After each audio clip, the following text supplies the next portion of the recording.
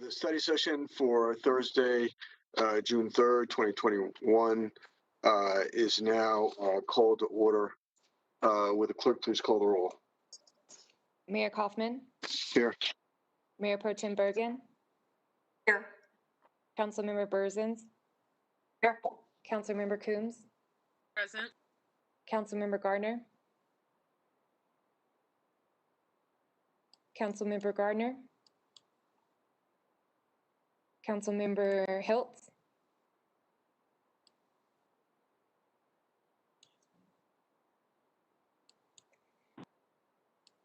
Councilmember Gruber, I'm sorry, I missed you. Councilmember Gruber, Here. Councilmember Hiltz, Councilmember Lawson, Here. Councilmember Johnston, Here. Councilmember Marcano, Present. Councilmember Murillo. Present. There's a quorum. Yeah, I stand corrected. Monday, June 7th, 2021. Announcement for the call-in line information.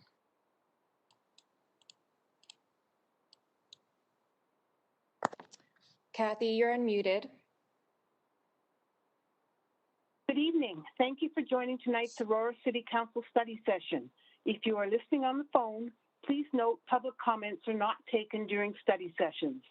The phone line is in listen-only mode. The City Council welcomes comments from residents at regular council meetings on both matters appearing on the agenda and during public invited to be heard. Sign-up opens on those evenings at 6 p.m. There's no mayor's update, no issue updates. So we will have now a presentation from Arapahoe County on their homeless-related programs.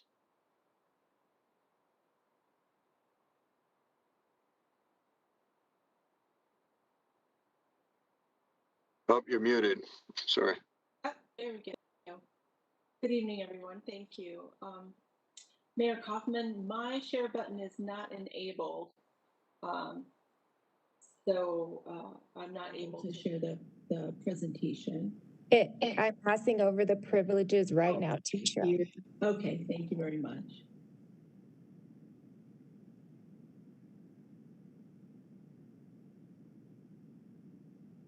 Okay, can everyone see the presentation? Hello? No. No? No. Not yet.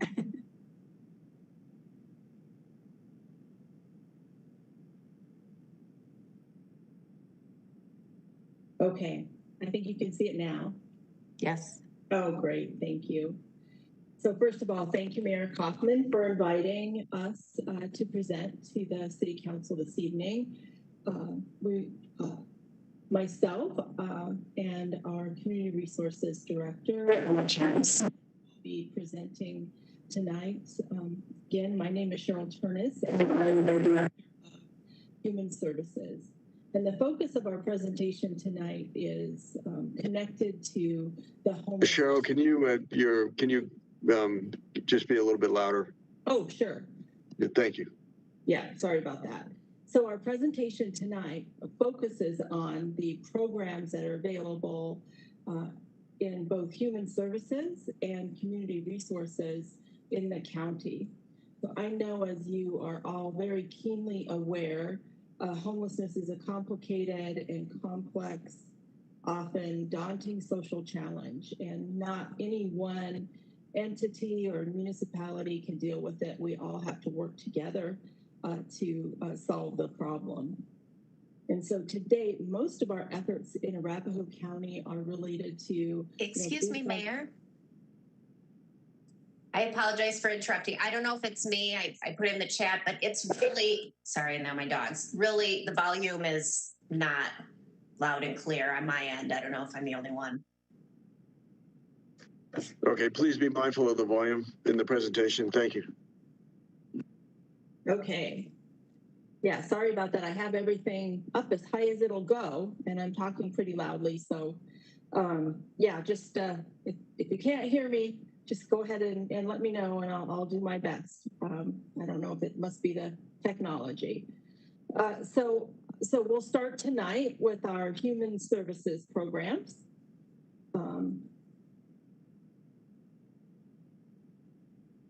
So in the Department of Human Services, we have several community programs that assist with providing those safety net services, which oftentimes help to prevent families and individuals from experiencing homelessness or help those folks who are homelessness.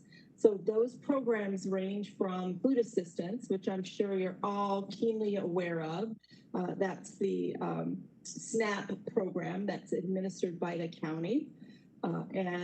We also have Colorado Works, which is financial assistance, as well as some assessment services and for families.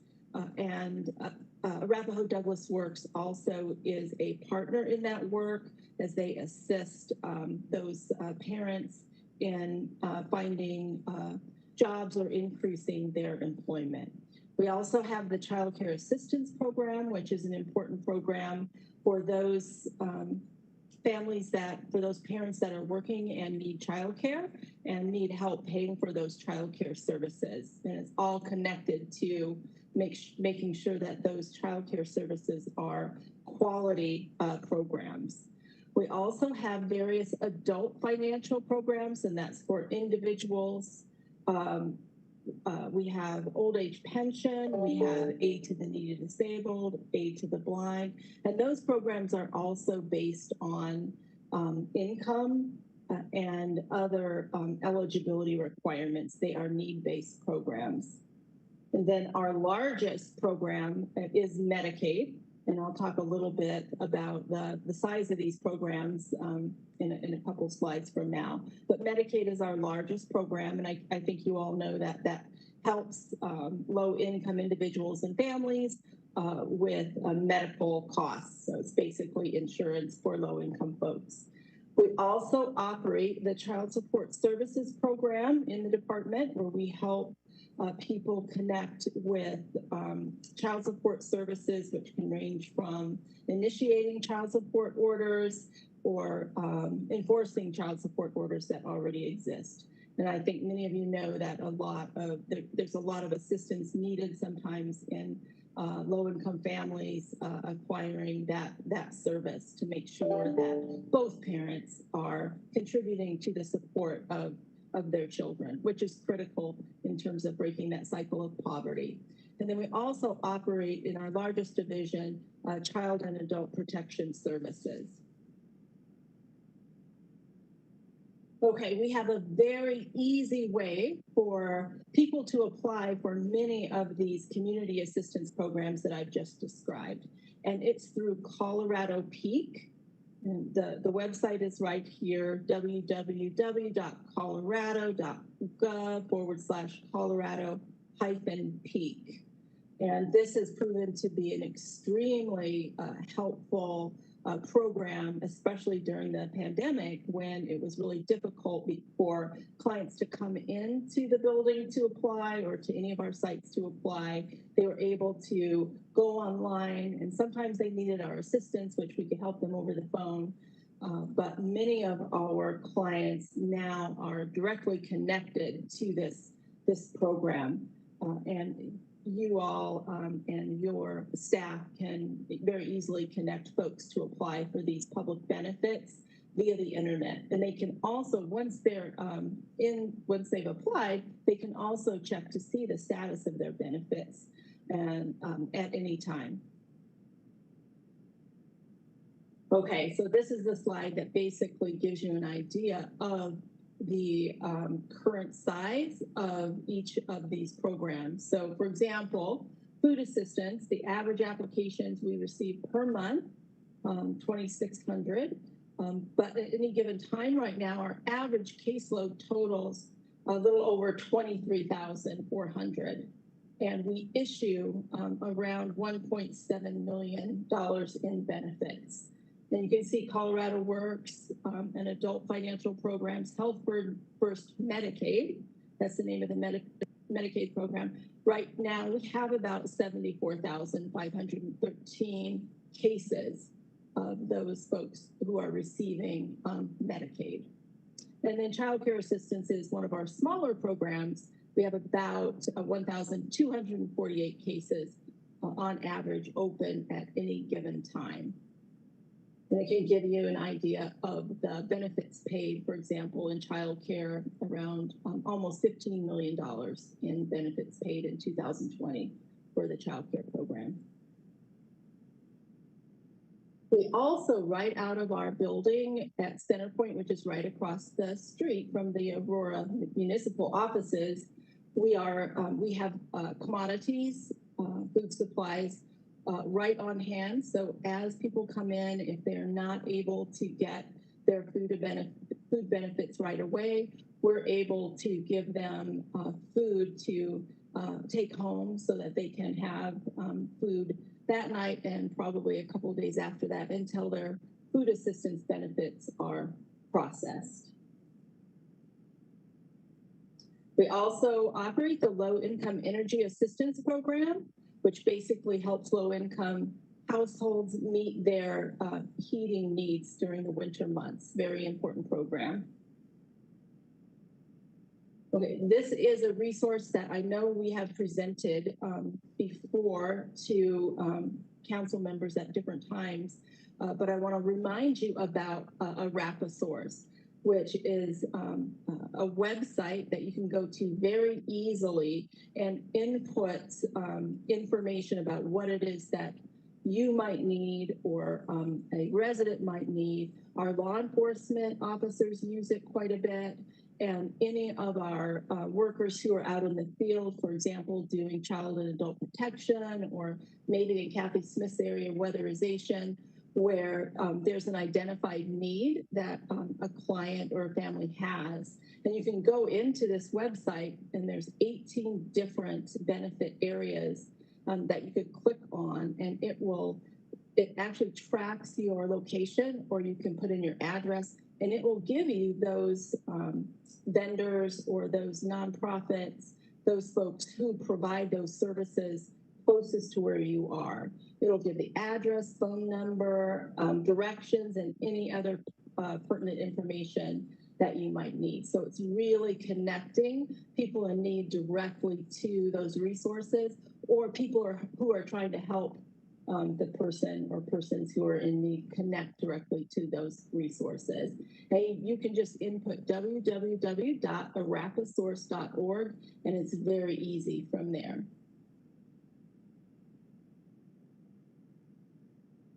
Over the last couple of years, we have also added a really important program called Family Resource Navigators. And these resource navigators focus on serving families who are experiencing homelessness. And we're able to use our TANF funding in order to fund these navigators. And basically, they work with these families to help them achieve stable housing. We use a two-generation approach, so as we're working with the family, we're working with both the parent and the children simultaneously, recognizing that there are needs of both and trying to address those needs and making the family successful over the long term. And it's a two-track service model, so some families we just have to link to a resource, and there's not much more that they need. But many families need more intensive resources and case management and support, and kind of more hand-holding for them to be able to achieve that attainment of stable housing. There's an extreme demand for these navigators, and we are looking at adding a couple of more to be able to provide the level of service that's needed for families who are experiencing homelessness. And finally, I want to talk a little bit about our GOALS program, which the mayor visited not very long ago. GOALS stands for Generational Opportunities to Achieve Long-Term Success. And it's a very unique program, actually providing residential and services to families who are experiencing homelessness. So these families live in the residential building on the campus. The campus is located at Oxford and Chambers, and it's where the former Excelsior Youth Center was located for many years. And so Family Tree actually owns and operates the program, and we partner with them along with many other community agencies. This is unique because we use the two-generational approach to providing services to these families, as I described with our family resource navigators. So not only do we provide these families with a safe place to stay while they are working on being able to exit the program to safe and stable long-term housing, they're able to access services on site. So we have, Family Tree has 4 buildings on the campus. One is residential, and right now it can house up to 19 families. And now that we're coming out of COVID, we will be getting close to that capacity. Also on the campus is a building that houses many of the partners, including human services staff from across the department, as well as our AD work staff and other government agencies and nonprofits such as Aurora Mental Health will be on site, some physical health like Stride, Tri-County Health, a substance abuse provider. There are lots of providers that will visit or be on site, but we will be connecting through Family Trees, family navigators, those families directly to the services on site using this two-generational approach. It's really a warm and inviting residential setting. It's very much family oriented. Each family has their own room. They do share kitchen. They do share living space, like living room space, and bathrooms. But it's very, very inviting and very, very good for families. We're also having the program formally evaluated by Center on Policy Research. So we just entered phase 2 of the formal evaluation. We really want to know as we go along what's working and what's not working so we can make changes in the program. The vision of the program is to end that cycle of poverty for these families. Okay, and these are just some contact information for the department. So our main office is right across the street from the Aurora Municipal Building. We also have that satellite office at Oxford Vista, where the Goals program is, and then another office in downtown Littleton. We're open Monday through Friday, 8 to 4:30, and we are fully open and running for appointments, walk-ins, anyone who needs us who walks in the door, we are going to assist them. Okay, so I am going to turn this over to my colleague, Kathy Smith, who's the Director of Community Resources. Take it away, Kathy. Thank you, Cheryl, and thank you for having us tonight. As Cheryl said, my name is Kathy Smith. I'm the Community Resources Director for Arapahoe County. I will do an overview of our programs as well as talk about some next steps of plans that we have to address homelessness in Arapahoe County. Next slide, please. So this is an overview of our community resources services and different divisions. I'll kind of run through these fairly briefly. For those on the brink of eviction or losing their home, we offer rent, mortgage, and utility assistance. For the justice involved, we provide community corrections programs and wraparound services from counseling to job training and readiness to help those individuals re-enter society successfully. For our vulnerable older adults, we offer numerous services and programs to help keep them living independently and thriving in their homes. We honor our veterans for service by helping them navigate the benefits they are eligible for, to include housing resources and connecting them to resources and partners that enhance their quality of life. For those that are experiencing job loss or who are underemployed, we have an award-winning workforce development center, AD Works. that connects job seekers to the businesses who are hiring, trains and upskills in new technologies, and guides and prepares individuals for new or different career paths. Next slide, please. So this slide here goes through some of the specific programs in place currently through community resources that really focus on addressing homelessness. Some of the specific programs that are supporting Aurora communities and residents with housing related needs include our annual CDBG and home funding and the emergency rental assistance or ERA funds. So Arapahoe County received $8.9 million in ERA funding, and we are planning to get up to $13.7 million in that ERA 2 funding. With our funds, we have kept our rental assistance payment processing in-house, so we're not contracting that out through DOLA. And then through that ERA program and previously through CARES, we have been able to provide rental assistance to Aurora residents specifically for over $1 million. This is in addition to the payments obviously issued by the city with your allocation. In addition, we have funded hotel motel vouchers for those experiencing homelessness in Aurora and throughout Arapahoe County during the pandemic. In total, we've spent about $1.5 million funding those hotel motel vouchers since March of 2020. And as we know, those that are currently housed in the hotels and motels may still need some additional assistance in finding permanent housing due to some of those barriers that they have in place, such as evictions, no employment, criminal records. And due to that, we have decided to allocate around $500,000 of those ERA funds as well to contract with local agencies to provide case management to those individuals and families in order to work towards long-term housing and long-term self-sufficiency. So that's something that just actually was approved a couple of months ago and has just kind of gotten underway, and we're starting to work through seeing the results of.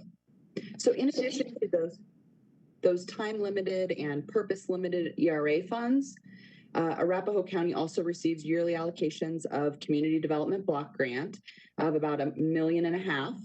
And home funds are allocations just under $1 million typically. And I know Aurora is familiar with those allocations as well.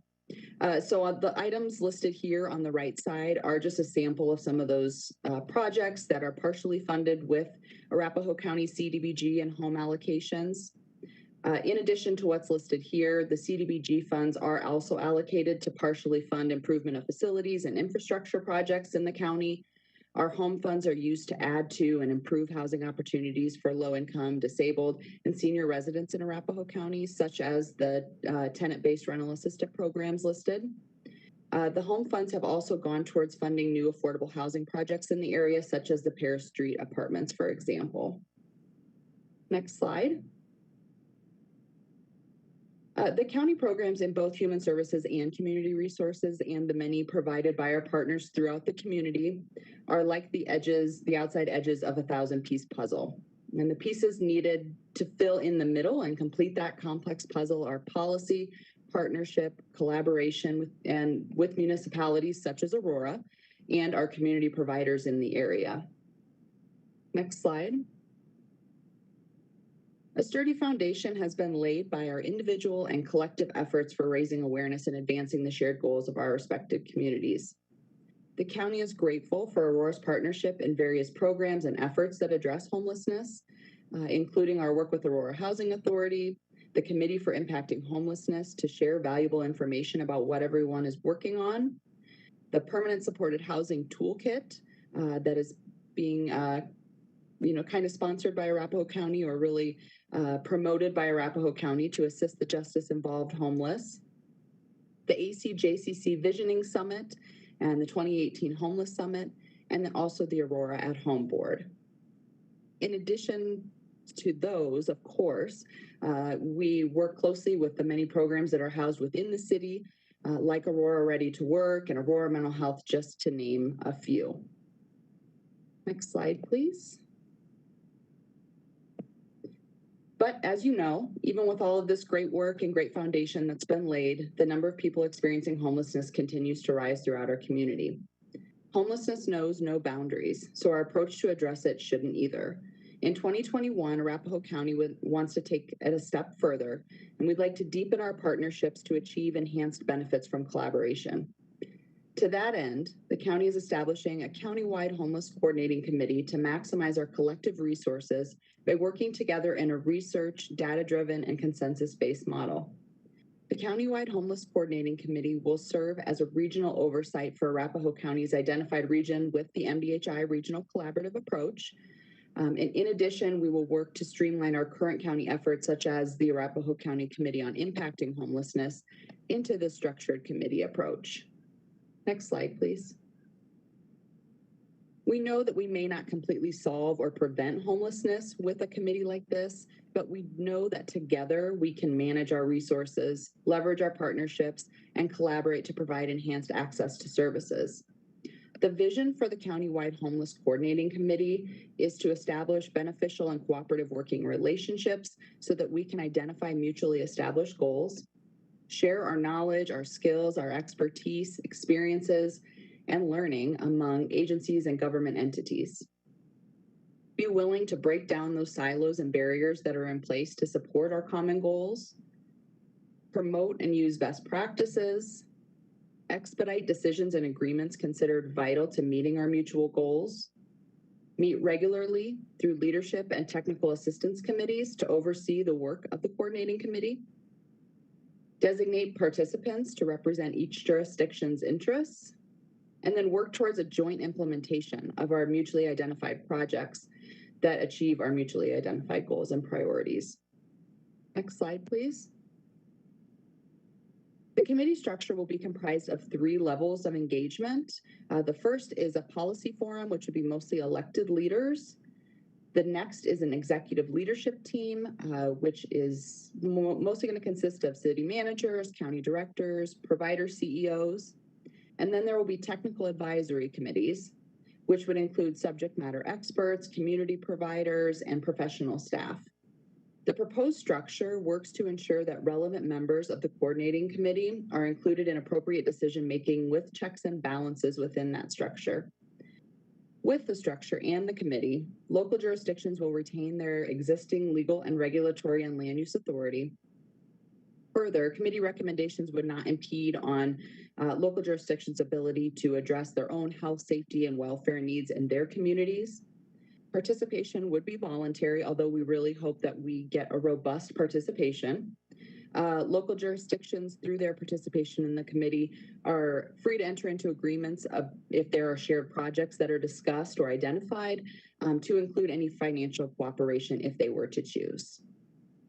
Next slide. So initially, we're looking at establishing 2 technical advisory committees, which will work to deepen the understanding of the issues and service gaps in those specific areas, using data and best practices to identify solutions geared towards resolving policy, capital, and access concerns for the focus populations, which we are looking at planning to focus really heavily on our veteran homeless and our justice-involved homeless. I know the screen here also says supportive housing. We don't plan on having an actual supportive housing technical assistance group at this point, just that we see that as a thread into these other 2 technical assistance groups. So the selection of those initial focus areas was really based on the future work with MDHI Regional Collaborative, as well as to elevate the great work that's already in progress related to the justice-involved population. Although these will be our initial focus areas, the goal of the committee will be to branch out the work to additional focus areas, and in turn, technical advisory committees will be formed into the future. Some of those may include populations like seniors, families, chronic homeless. Next slide. So we're really excited for the next steps in developing the committee, as well as for what the future holds for a partnership between Aurora and Arapahoe County on projects to address homelessness. The county is committed to utilizing our existing staff and consolidating existing efforts to support and prioritize the work, and really work to make sure that we're touching base and having regular standing meetings with Aurora Housing Authority in order to ensure that we can move forward with those shared projects. As you know, we are set to receive a large allocation of American Rescue Plan funds, and we are currently working through the Treasury guidance as well as working with our board to prioritize ideas that we have related to addressing homelessness with those funds. We're exploring how we can utilize our emergency rental assistance funds, like I said, those ARPA funds, and then also the additional home fund allocation that we received to really continue to deepen those partnerships and commit to long-term solutions to address homelessness. So our hope is that we can continue to collaborate together on not only the initiatives that we presented on today, but ideas that we all have to utilize funds and really leverage what we've got moving forward. And from there, we will turn it back over for any questions. Are there any questions? Mayor? Councilmember Johnson. Thank you, Mayor. Yes, I just have a question to the county. Is Arapahoe County officially a built for zero county when it comes to working on homelessness issues? Yes, thank you. We are. Our board has committed to the Built for Zero model and pledge, and we will be, we have our, by name list and committee, and I know Aurora will do theirs as well. And then we've really committed to making sure that we're a part of Aurora's working group and Aurora is part of ours, obviously. Thank you. Mayor, may I do a follow-up with that? Please continue. Thank you. Just for those who may not be familiar, a lot of what was just described are part of the Built for Zero strategies. It is part of a national effort to reach a standard of a functional zero by using that data-based approach. Both El Paso County and the city of Colorado Springs has done that, starting with veterans, but they really, the cities, and I'm glad that the city of Aurora and staff are working on that. I just want to comment that I hope we continue to do smart policy work when it comes to that. When we have the Colorado Springs mayor talking about the camping ban in the city of Denver, and that's going to be challenged because there are not enough beds or shelters. When we're looking at that a city like that, it doesn't matter if you're more conservative or progressive. I hope that this council will really look at making good policy decisions and continue working with the county. So thank you for all your time. Further questions? Mayor Let's see. I'm sorry. Bergen. It's Mayor Pro Tem Bergen. Thank you, and thank you for the presentation. I thought it was very informative and interesting. I didn't really know the scope of all the services that you do offer residents in Arapahoe County. I had a question on the family resource navigators that you said that help the homeless with stable housing and the two-track service model and so forth. Do you coordinate with City of Aurora with our day resource center or with Jessica Prowler in that model? Yes, we do have direct connections with those folks and often do reach out as we're working with families. Yes. And I probably should have also described that through this family resource navigator program, we've actually developed almost 100 different relationships with other resources in Arapahoe County, and certainly many of those are the city of Aurora. So we have a really good, strong, collaborative working relationship with your staff. Great. And then I also like the fact that you mentioned the Center on Policy Research evaluating your program. They're evaluating the goals program. The goals program? Yes. Yeah. And is that available to any program that wants to be evaluated? Well, we are actually paying for that. Oh, you are? Okay. Yeah, as part of, it was a part of the overall development of the program.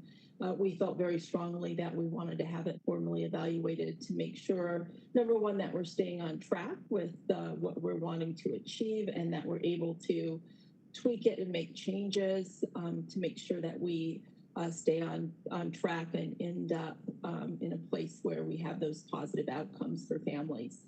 Yeah, I thought that was really an interesting. I had not heard of that before, and I think it's really good that you're looking for feedback and to make sure that the programs that you have are really, getting people out of their situations. So thank you so much for the presentation. Thank you for your questions.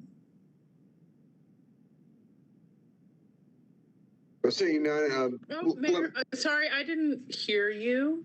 Oh, sorry, Councilmember Coombs. Questions. Thank you. Councilmember Coombs.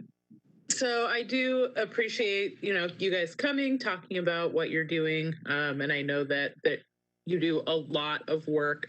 I know also that this will be part of the larger conversation in upcoming meetings, but I was wondering if you could give any feedback or thoughts that you have on what are the kind of gaps in addressing chronic homelessness, rough sleeping, and some of the issues that we're hearing a lot about in our community that are leading to proposals like a camping ban?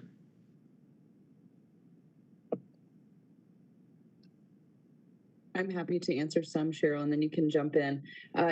I would definitely say mental health services. There's a gap in mental health services, and making sure that we have a robust outreach to get to individuals that need the substance abuse treatment as well as the mental health treatment. So I think that's a piece of it. Of course, affordable housing continues to be a concern, and I know I spoke some to the barriers that we're trying to help through with some of those that we have in the hotel motels, and providing some of that more in-depth case management, where some of those individuals and families have evictions in their past or criminal records that are really preventing them from getting into a new lease or a place that they can live long-term. So I think working through the barriers and ensuring that they can have assistance to get there, and then of course the behavioral health services. Further questions? Seeing none, let me just say I invited them because I think that this notion of a coordinating committee is very important, that we are coming into money from the American Rescue Plan, as is the county, to be able to address issues of homelessness. And I'm just concerned that we not duplicate each other's effort, that we support maybe something that we're not doing that they're already doing, and that they do the same with us. And so I think that it's really important that that money not be wasted and it be effectively spent. And so that's why I requested the presentation tonight. And I was just very impressed with the proposals. With the existing programs that they're actually doing today in the city of Aurora to address homelessness. Is there any further discussion? With that, thank you very much for your presentation. Look forward to working with Arapahoe County. Thank you for having us. Thank you. Good night. The consent calendar, question before us, consent calendar item 2A through 2N. Is there any objection from moving item 2A through 2N forward? Seeing none, item 2A through 2N will then move forward. Would the clerk please read the title to item number 3A? Item 3A is 2021 funding agreement between the City of Aurora and the Aurora Mental Health Center. It's a resolution. Lana Dalton. Hello, thank you, Mayor. So this is just a continuation of the agreement that's already in existence with Aurora Mental Health to provide detox services to our community. Originally, we had Nexus funds available for these, but due to 2020, the surcharge was limited. And so therefore we had to move some of these funds that we had committed to marijuana dollars. And so now we are coming to you for the second part of these funds to be issued to Aurora Mental Health Detox Services. Good. Is there any discussion on item number 3A? Is there any objection to moving item number 3A forward? Oh, sorry, Mayor, I had a question. Mayor Pro Tem. So on the detox services, who do we work with? Because I remember years ago we had to change that, I believe. It's Aurora Mental Health Care. Okay, and it had been a different organization in prior years, and then we partnered with Aurora Mental Health on the detox, correct? Correct. Okay, thank you. Item number 3B, Murphy Creek and tributaries IGA resolution. Sarah Young. Good evening, Mayor and City Council. I'm Sarah Young, Deputy Director of Planning and Engineering in Aurora Water. This IGA is for an agreement with Mile High Flood District, who used to operate as Urban Drainage and Flood Control District. This IGA is for a master drainage plan, which basically studies flooding along Murphy Creek and the tributaries, and then identifies projects to help reduce the chances of flooding. And the entire study is going to cost $200,000. It's a joint funding because the Murphy Creek channel runs through Aurora as well as part of the Southeast Metro Stormwater Authority. And so between Aurora and Southeast Metro Stormwater Authority, we split the other half of that funding. So Urban Drainage or Mile High Flood District pays for $100,000 of the study, and then Aurora would pay $65,000 and Simswa would pay $35,000. And that split is based on the amount of the channel that's within each jurisdiction.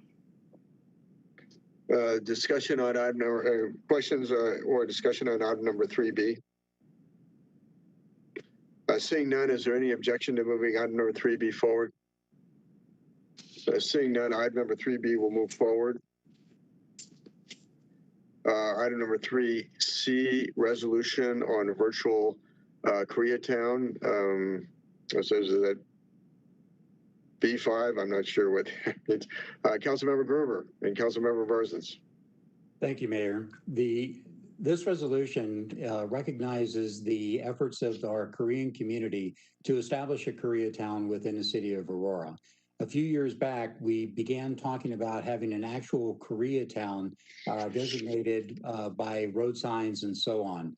Although some of the community liked that, others said, you know what, we have such a mix in many areas that it would be difficult to say where Koreatown starts and say an Ethiopian or a Mexican or Guatemalan restaurant or something like that starts. So the Korean community went back to the drawing board, and they did this on their own. The Korean community went back to the drawing board and created a virtual Koreatown. What this is a consolidated list of all of the companies, all of the restaurants, all of the stores that service the Korean community, but are also available to the entire Aurora and the metro area. With the idea that they wanted to be able to advertise this, be able to take advantage of the diversity that we have in the large Korean community. So with that virtual effort, they went through another step to create a logo, and they had a large effort to vote on that logo. Becky Hogan was involved, Peter Lee was involved, Aurora Sister Cities was involved, and many others in the community. So now they voted on the logo. They've made that. They've selected that, and they are making signs. The way the virtual Koreatown will work is there's a website where you can go to that list of the Korean restaurants, all the Korean stores. The logo will be placed on signs and stickers that will be on the doors or in the windows of the areas, and it'll be a way for the Korean community to advertise themselves as an entity, like I said, within the metro area and across the state and nationally and internationally. The next step on this, of course, is for other communities to take what the Korean community has done and then build their own, so that we could have different towns within Aurora and allow us to celebrate the diversity and allow us to point people to whatever type of cuisine, whatever type of store, whatever type of thing that they want to experience within the city. So Councilmember Berzins and I decided that we wanted to do a recognition of this effort. It's taken a lot of work in a few years, and that's what this resolution accomplishes.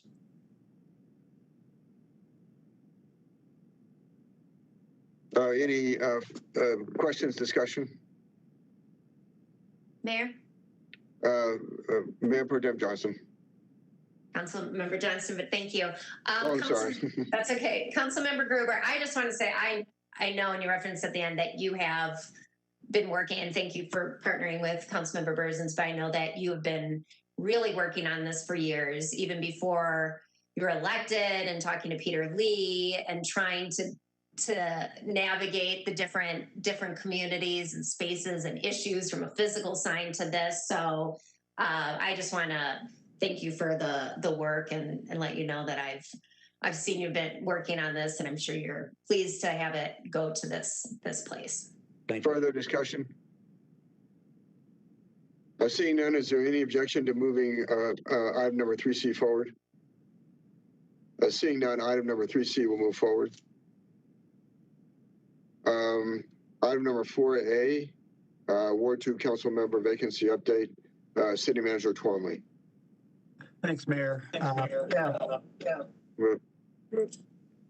City Clerk Katie Rodriguez sent out an email to Mayor and Council about 10 days ago that kind of outlined some of the decision points regarding selection of a Ward 2 replacement.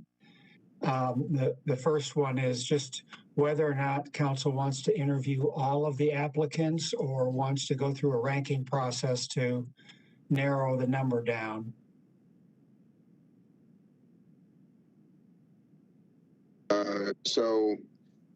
In terms of the option of identifying all the, or interviewing all the applicants, is there any objection to interviewing all 6 applicants? Object. I object. I also object. Okay. May I ask what would they prefer then? Well, let me strike down this proposal, and then I'll let somebody offer another one. Is there any? Okay, so Gardner objects. Gruber objects. Who else objects? Bergen. And we've identified, we've interviewed 6 before on the Planning Commission. Further objections? Okay, there are only 3 objections. Okay, then we will interview all 6. Okay, the next question would be then, this would be 20 to 30 minute per applicant. So we're looking at perhaps 3+ hours of interviews. And so, we've tried to stay away from breaking that 5 o'clock barrier in terms of start time. We will have a fairly heavy agenda for study session on the 21st. But if you could let us know in terms of start time, how early you would want to start. We would start, of course, with the interviews first. Mayor? Mayor Pro Tem Bergen. Since we're interviewing all 6 applicants now, and I don't know if we can shorten the interview time. The city manager mentioned, I think 30 minutes. I don't know if we need to shorten that to 20 per applicant, but I would also suggest that we don't do it on the same day as study session. The study sessions in the past year now are going 3 to 4 hours long. They used to just precede the city council meetings. So I would suggest possibly a special study session on Wednesday to do the interviews. Okay, well, let's consider that then. Is there any discussion on option 3? Is there any objection to option 3? What is option 3? Yeah. Option 3 will be a special study session. So in other words, it will be an additional night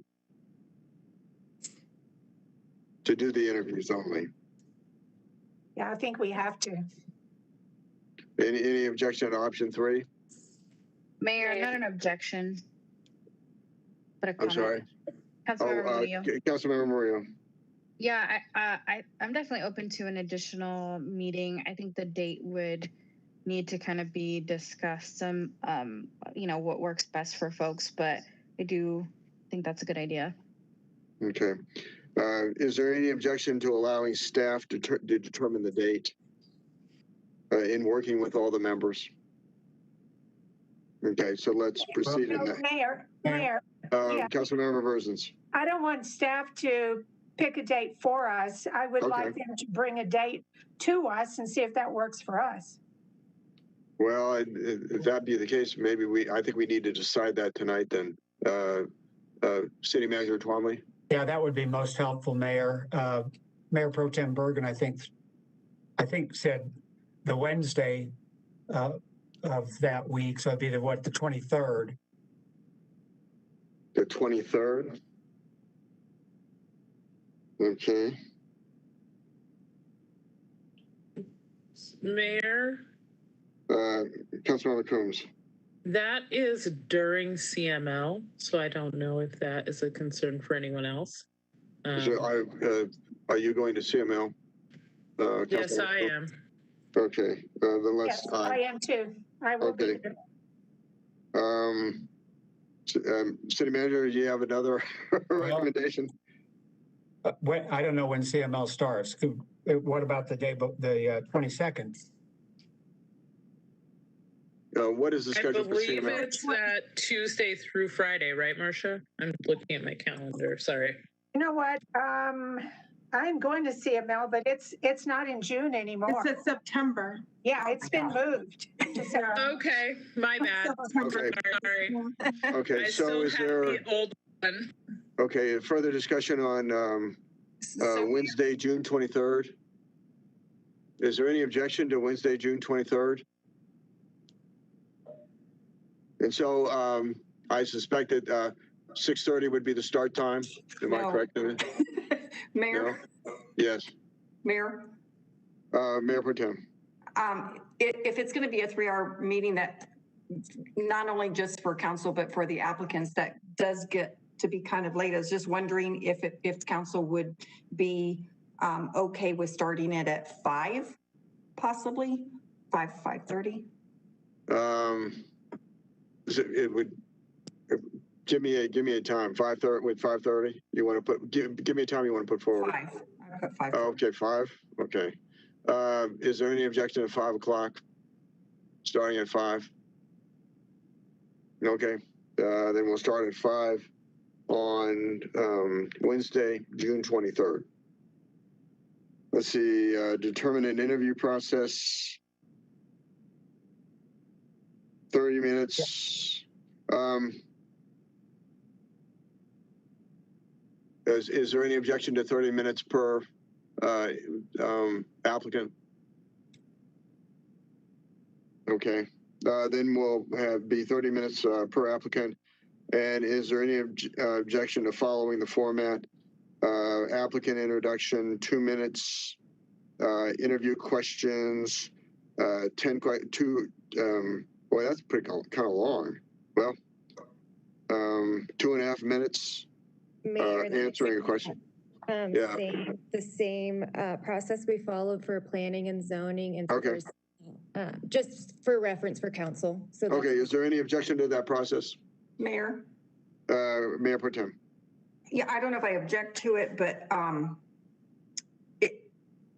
I know for planning and zoning, we use a lot of times the same question for every applicant, but for interviewing someone that's going to be filling in on a vacancy as a city council member, I think I would prefer to be able to have more in-depth questions. Okay. And I don't really like the other process personally. You mean uniform questions or? Yeah, because I think the flow with an applicant for city council, one question might lead you to a different question. Let me ask you this question. Are you then referring to more of a interaction process where you could do a follow if in the 2.5 minutes you could do a follow-up question? Possibly, or have some kind of exchange? Yeah, I think what happens sometimes with the other is, we each come up with a question, and sometimes we have the duplicate question, and then you have to quickly come up with another question to ask. and I don't know if having pre-formed questions is necessarily the right way to Well, do I think, it. yeah, I think the reality is members seem to come up with their own questions. Is there, I'm sorry, Councilmember Hills. Councilmember Hills. I just want to clarify. I think the reason that we've had uniform questions is an HR best practice. Okay. And so I just was, if we can get some clarity on that. Okay. I don't, in this process, I don't know if there's a requirement. I think it's good practice. So, Mayor. I mean, I think we should, I should ask the same questions to each applicant, but Councilmember Gardner. I object to the 10 questions for 2.5 minutes each. I think for someone who's applying for a position on city council, that requires a lot more digging and questioning and back and forth than essentially 20 to 30 minutes of questions. I know that the 10 of us in front of the camera tonight all went through a lot more than 20 minutes of questioning. Additionally, I think it should be done in person. I think someone who wants to be on city council, I'd like to be in the same room and be able to look them in the eye. I'm probably the only one of 10 that feels that way, but I think it should be done in person. And I don't think there should be a limit on the number of questions asked. And that goes back to my answer for the beginning. I'm not interested in interviewing 6 candidates just to check a box and go through a process. I think we should rank the candidates, select the top 3, maybe 4, and really have interviews with those candidates. Well, I appreciate that, but I think that's a settled question. So I think can I finish or? So the issue before us now is how do we proceed with the questions and the responses? Mayor? Mayor Pro Tem.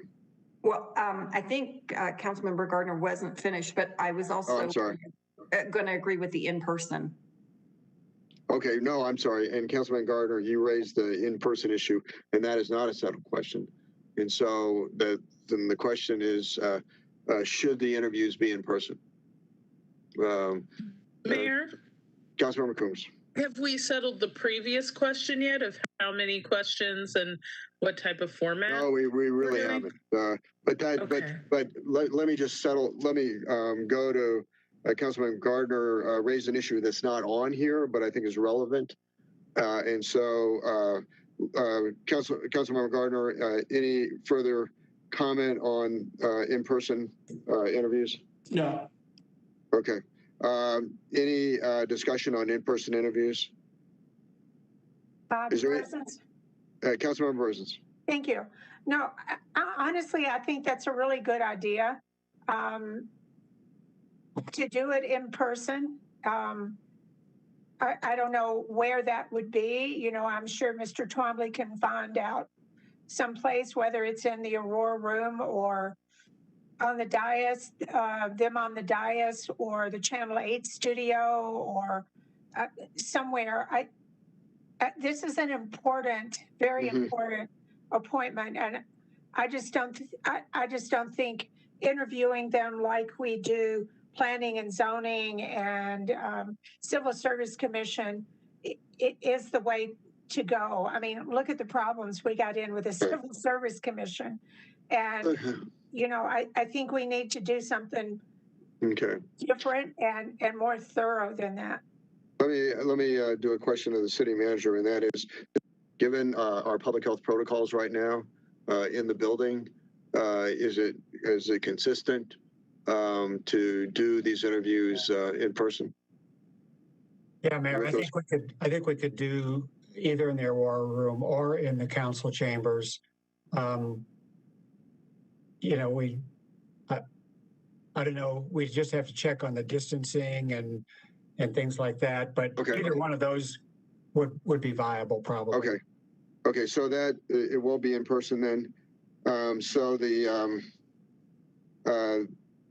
let me just go down. Is there any objection to a 2-minute introduction by each candidate? Seeing none, so there will be a 2-minute introduction by each candidate. Interviewing questions. Is there objection to having 10 questions being asked and 2.5 minute answers for each question. Mayor, Yeah, Councilmember Coombs. Not an objection. I just didn't actually get to comment on that because we got off on some kind of other tangents. So while I agree that this is incredibly important, if I recall correctly, when in the past appointing mayors and at-large council members, we did do a fixed number of questions. I don't think we limited them to 2.5 minutes for answers. And so I do think allowing people to give in-depth answers is really important. I do think that as an issue of fairness, I'm not sure we should deviate from a past process and start engaging in a situation where some candidates may be treated differently than other candidates in the process. Okay. Mayor? So, yeah, Councilmember Lawson. So I'm fine with the in-person. I think the 3 minutes, I would like to maybe up that to 5 minutes. And the reason why is because you're asking the question, the person's going to respond. And I think we'll stay within the same scope. You'll ask the same question. But I think sometimes you have to redefine the question and give people those opportunities because maybe they're not quite understanding. So you have to redefine it. And I don't know, I think 5 minutes of maybe just kind of this interaction back a little bit back and forth would be better. I mean, but more than 3 minutes. 2 extra minutes means a lot when you're doing interviews. So I don't know if council members agree with that, but that's just my suggestion. Instead of 3 minutes, 5 minutes. Okay, let me see if I can phrase it to where we'll make a decision on it. And that is, if I understand you right, Councilmember Lawson, is that you would allot a 5 minute limit maybe to each member, and they could then have an interaction on that question with the applicant. Is that what you're saying? That is what I'm saying. Thank you, Mayor. Okay, is there, we have some discussion on the Lawson proposal? Yes, Mayor? Mayor Pro Tem. Yeah, I think I understood that correctly. I just want to clarify. So that each of us would have an allotment of 5 minutes. Right. And that includes our question, their response, and everything. Okay. Yes, everything. Okay. And that's actually taken from congressional committees. That's the way you do questioning. It's 5 minutes, and it's just an exchange led by in this instance, the council member. You don't have to use all 5 minutes. You can choose. But is there objection to proceeding in that manner? I have a question, please. Councilmember Brosens. Thank you. And this might be from legal. I've interviewed a lot of people over the time. And is it legally binding that we have to ask the same question to all 6 people, or can we mix it up? I mean, after the Mr. Johnson debacle that we had here, I look back and thinking I could have asked different questions to the different people. So are we bound to ask the same question? So you legally are not bound to ask the same question, but there's a risk involved if you deviate from asking the same questions. And that risk is, I think a couple of council members have alluded to this already, is the best practice asking the same question removes any implication that there is a favoritism being presented towards one candidate or a group of candidates or a type of candidate. And that's the danger. Sure. And let me say that the format we have now will enable you to ask a specific question, but then you can delve into it with the applicant. And so, Councilmember Brosens, you would really have that opportunity to move in different directions, but on that same topic. Okay, so maybe a generalized question about what do you feel about transportation in Aurora, and get the answer, and then kind of go in rabbit holes from that. from whatever that candidate says. I hope you don't do that. Well, But is there, you is have to there, question what they well, say. let me ask this, because there's no legal obligation for us to ask the same question. I think what the city attorney's office raised was perception of fairness. And so let me ask this question to the members at this point. Should there be, should each individual ask the same question of each applicant for the sake of uniformity? Should there be a requirement to do that? Mayor. Councilmember McConnell. Thank you, sir. Yes, I strongly believe we should be uniform in this approach. I think part of some of the hesitation maybe that some of us are feeling about this is that it is just a kind of a strange process in general to pick someone to serve with us. You know, I've said this before, I think it should be up to the voters and we should have special elections for these kinds of circumstances. That's something I think we should talk about in the future. But for this, I think that we should, you know, not deviate from the way we've operated in the past, so it's not without some serious considerations on this subject and working with legal on it as well.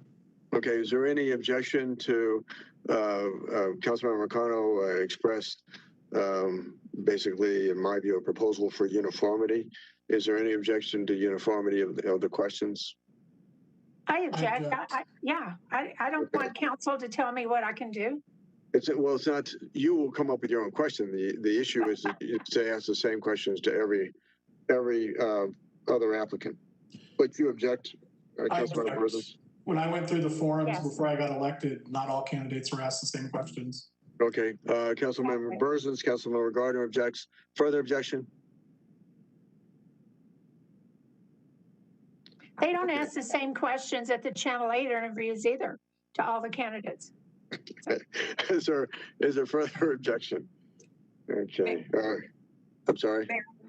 Mayor Pro Tem. I understand the need to, you know, for uniformity to make sure that we're being fair to everyone. And I guess maybe we can, within that 5 minutes is where we have some wiggle room to delve deeper. So I guess I'll be okay. Yeah. Absolutely.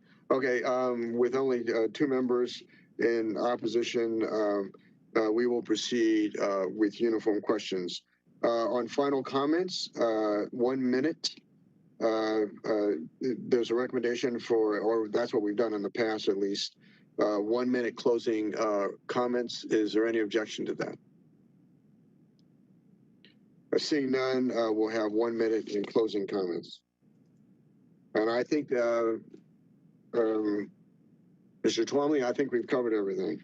Yes, just one more thing, Mayor. And okay, please.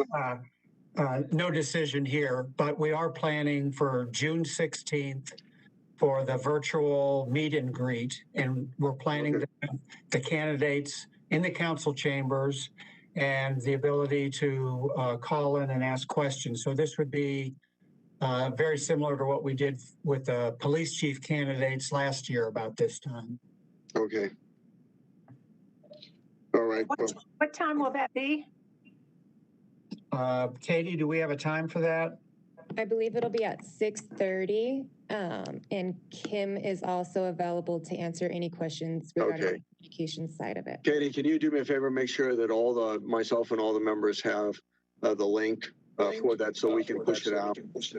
Mayor, sorry, I'm okay. It's actually not going to be on WebEx, so it's going to be in the council chambers, and it's going to be on Aurora TV. Okay. Broadcasted through social media. Okay.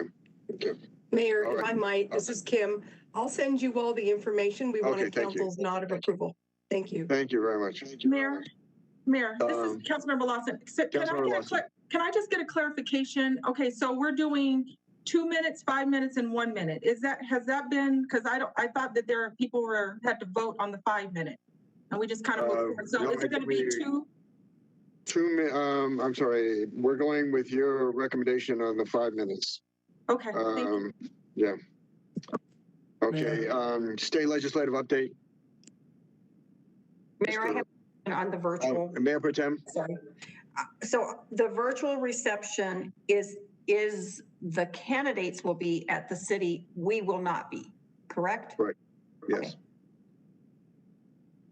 Mayor, I saw that Councilmember Gardner had a question. Oh, Councilmember Gardner.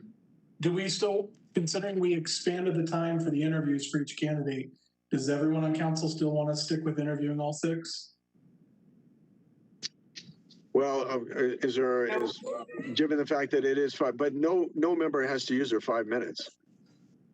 The members control the time. They don't have to utilize their 5 minutes. Well, I still contend we should only interview the top 3 or 4, but if I'm the only one, I'm sorry. That's a settled question. Well, we could certainly recommit. What's that? Yeah, I mean, I think it's do we need discussing. to, since we have gone significantly over with the time, is there any, is anyone wants to move forward a proposal to move the time down earlier than 5 p.m.? Mayor? Mayor Pro Tem. Not to move the time, but not to move the time, and I don't know if there's enough people to want to do this, but I also agreed that it'd be best to only do the top 4. How would you determine the top 4? We would have to rank them. Okay. We would do a ranking system just like we do for every other board or commission application. Okay, is there, we've gone over this issue. I'll go over it again. Mayor, can I say something? Councilmember Lawson. These individuals, whatever you agree, these individuals are applying for the council position. I mean, they're taking time out of their schedule. They're applying. I think we should give them the opportunity. What if you were one of the candidates and just said, oh, well, I don't get an opportunity to apply? I mean, so I will not be for ranking, choosing 4. I think we should do all 7 or all 7 candidates. Okay. So. Gardner, I'm going to allow a Gardner proposal since the Lawson proposal is fairly unique in terms of 5 minutes per applicant per question or per questioning. So the issue before us right now is through the ranking process that we've traditionally used to limit it to 4 applicants. Is there objection? I object. Councilmember Lawson, are you object? I think you objected. Further objection? Mayor. Yes. Councilmember Marcano. For clarification, the question is whether or not we just rank the top 4 and interview those, right?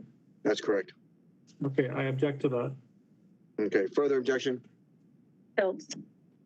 Councilmember Hiltz. Further objection? Murillo. Councilmember Murillo. Further objection? Combs. A majority have not risen in support, and so the Gardner proposal fails.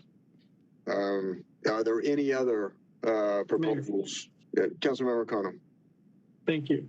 When we moved the total QA time per person to 5 minutes, I think that was, operating under the assumption that we were going to have more of a, I guess, as you put it, a congressional style kind of inquiry where the council member could, add additional questions and actually have more of a conversation. Given that, I believe we've agreed to stick to the traditional interview process that we use for everything else.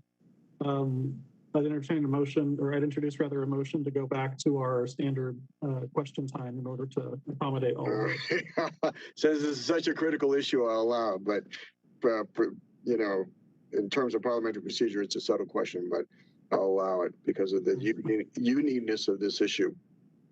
I'm sorry, you want to do what then again? I'm sorry, because of the 5 minutes. Oh, you want to go back? You want to reject the Lawson proposal that was adopted, and you want to go back to 2.5 minute answers to one question with a 2.5 minute answer, correct? If that is amenable to my colleagues, yes. Okay, is there, Mayor? yes, Councilmember Coons. So I wanted to clarify, I don't think that Councilmember Lawson was saying have a congressional style thing. I think it was having the same question and just being able to have more back and forth. So I think it's kind of a middle ground between the 2.5 minutes and the free form. Is that correct, Councilmember Lawson? Yeah, well, that's what a proposal is. Well, with the total, it would be 5 minutes. So I just think this position is enough. I mean, I'm fine with staying and asking a question. So if it's, I didn't say congressional, but I just said, you know. Let me ask you this, Councilmember Lawson. Yeah. Would you want to reduce it to 2.5 minutes? Mayor, I'm going to stick to 5 minutes. I'm going to be outvoted, but I'm sticking with 5 minutes. Okay. So I'll be against the Marcano proposal. Okay. Okay. So, no, it's lead with a question, but then allowing an exchange not to exceed 5 minutes, controlled by the council member. Mayor? Mayor Pro Tem. I'm in favor of keeping it with the 5 minutes because you don't have to use the 5 minutes. That's correct.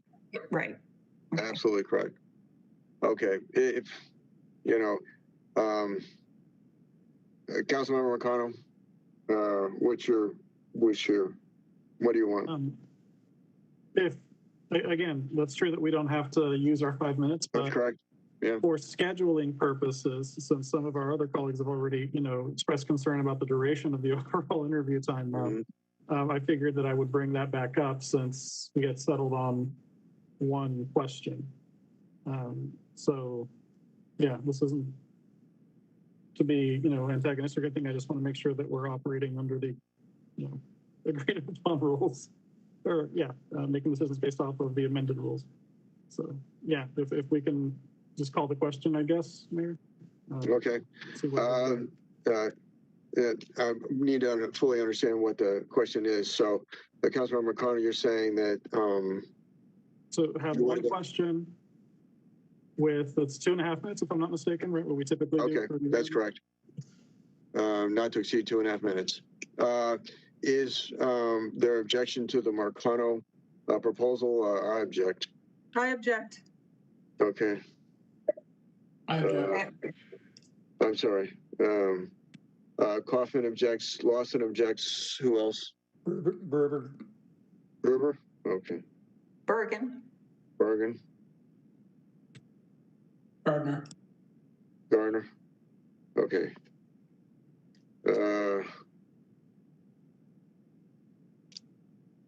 Let's see. Councilmember Hiltz. I object. Okay. Majority have risen in opposition. The proposal fails. We are now done with this. Okay. Mayor, may I ask one question, please? Councilmember Hiltz. Thank you. At the last meeting that we had, Councilmember Gruber requested and council supported getting a plan from staff on going back to meetings in person. Are we going to have that plan from them prior to going back in person, or is this circumventing that process that we requested? Very good question. City manager, I think that it circumvents, but I'll let the city manager speak to them. Yeah, and we're working on that. This is kind of a one-off, and I mean, we can control in terms of public in the building and where the interviews can take place and everything. We're still working on the larger issue of coming back council meetings, study sessions on a regular basis. So that will be down the line a little bit. Okay. May I ask a quick follow-up, please? Councilmember Hiltz. So are you going to be distancing out council members? Because I'm not interested in sitting next to someone who's unmasked and unvaccinated. So are we going to, as a council, request vaccinations, or which we can do as council because it's not a city mandate, or are we going to have masks, or is that going to have maybe dividers between, between seats? What does that safety plan look like for those of us with unvaccinated children at home?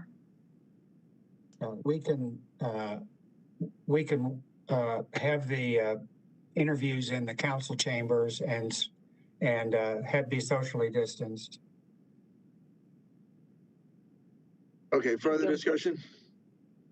The time is now 7:49. We will reconvene at 7:55. Mayor, could I ask a question before we can, Councilmember Business. Thank you. If all the candidates are going to be on the dais, which I guess they'll be on the dais and we'll be in the audience, or vice versa, I don't know.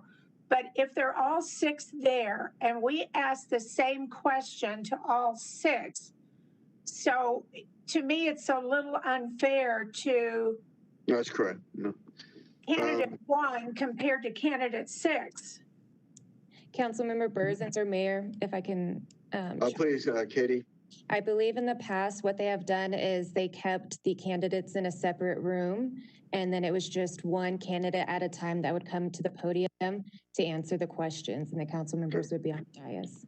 Okay. Okay, will they be shut off from anybody that could possibly give them a heads up of what's being asked, or? Yeah, we will have them in separate rooms. I'm not sure that I can take their cell phone or anything, but I'll try to inform, I'll try to inform them that we urge them not to listen to the interviews ahead of time or know the questions, and we can set them in separate rooms so they don't have questions. I think we can work on that. Okay, we are now in recess.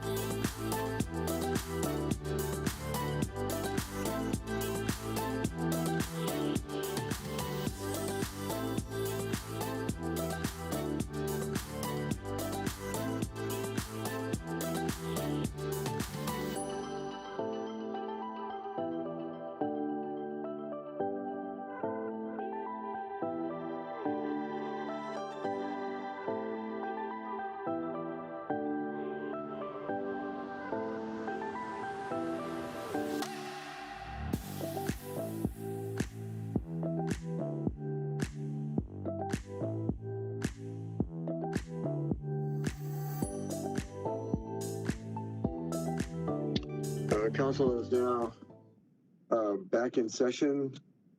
State legislative update. Luke Palmisano. Good evening, Mayor, members of Council. I'm Luke Palmisano, Intergovernmental Relations Manager with a State Legislative Update. There are no action items for Council tonight. The FSIR Committee did meet on May 26th. There was a memo included in your backup that has the details on that. The General Assembly is wrapping up. It's likely to adjourn sometime this week, potentially as early as Wednesday. But I did want to stand for questions in case any council member or the mayor had any questions. Questions? No, thank you very much for the presentation. Thank you. Citizen engagement and program management RFPs. Cindy Collip, Public Works Director.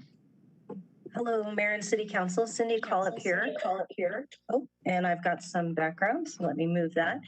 Terry Velasquez is going to kick us off on this, and we're going to tell you a little bit about what we've proposing with some community engagement and program management RFPs.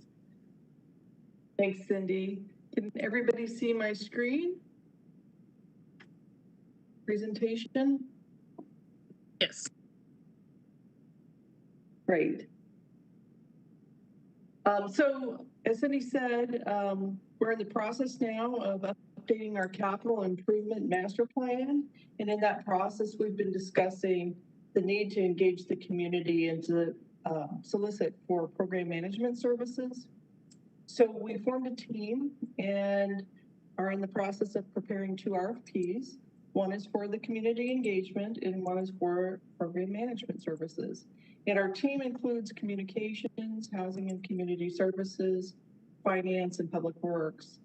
And all these efforts will possibly lead to a ballot question and election process for financing of capital projects. And with that, I'll go ahead and hand the presentation over to Kim Stewart and Jessica Prosser to discuss the community education and engagement services RFP. Good evening, Council. I'll start and Jessica can chime in. As Council has asked of us, we put together a request for proposal to seek community education and engagement services. Really, we need to educate and seek community members' input on the capital and infrastructure needs that we've been discussing. We want to also talk about possible funding sources, future debt issuance through a ballot initiative. So we've just included the scope of work here for your consideration. That would be to conduct public policy research, polling, public opinion work, to develop and implement a strategic public communications plan, and all of the components to that. Oversee community coalition development and management. We also recognize it's going to be very important to include community members, business leaders, and others in our community to help broaden that work to educate and seek input. We will also, as I said here, have a campaign committee that they'll manage and report back to us on. We want to seek the community feedback regarding these priorities and have them prioritize the capital needs, infrastructure needs, and ways that we might possibly fund those.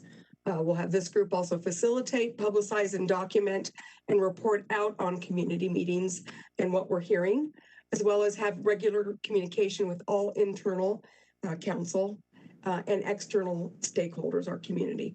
If we need data analysis to be done on that work, they'll provide that service. Also to identify and target underserved populations. And we absolutely recognize the value and importance of a multilingual program here. So we'll be talking with any candidates about strategies to accomplish that. And then also they would help with managing any related media relations work associated with community education and engagement. Jessica, is there anything you'd like to add? I would just add that we have recently hired a community engagement manager in the Housing and Community Services department that can aid in working with the consultant that is selected. So just some additional staff capacity to not do this work, but work with the consultant that is selected. We're happy to take council's questions. Thank you. and then the second piece of this is actually the program and management services RFP. And this successful consultant will provide all the professional program management services and technical assistance for the project. We're really looking at that 10-year time frame to complete these capital improvement projects across all departments, IT, pros, housing and community development, public works. So really a holistic look at the city's needs. So they'll review the capital infrastructure master plan, prepare and update cost estimates, help us with scoping projects as needed. We want to do some project selection criteria that we would introduce to the public, and then kind of have a discussion about what will help meet their needs. We really want to focus on areas that our community sees as needs. And then also do some data analysis with a plan that anticipates the future potential economic variables. You know, the situation we're in now may not be the same in the future. So next slide, please. Here we go. Thanks. So just kind of an overview on that, the RFP, it is all services, the program management, our controls, program communications, some of the management policies and procedures.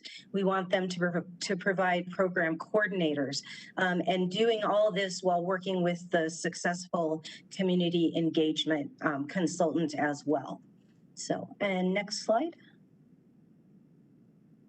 And so for this proposed RFP schedule, the plan is to issue it, I think that's even tomorrow, on the Rocky Mountain e-purchasing website, have a pre-proposal conference over the next week, everything submitted by June 29th, shortlisted firms on July 6th, interviews that next week in July, and actually work through negotiations and have it awarded at the end of July to kick off the community engagement and the program management. So next slide, Terry. So the only, does council have any questions regarding the proposed RFPs? Questions? Mayor? Councilmember Coombs. Just in the past, when we had undertaken the kind of specifically ballot initiative focused RFP, there ended up being a council approval process and then objections to the firm that was selected. Is that something that would happen in this process, or are we approving it and then that process takes place and that firm gets selected and we move on without any of that kind of possibility of council shooting down the selection that staff make through the procurement process? I think, Terry, I might refer to you for that question if you have. Yes. So, you know, I think what we're doing here today is providing this overview for your feedback, and generally, you know, most of these staff initiated RFPs do not really involve a council decision process.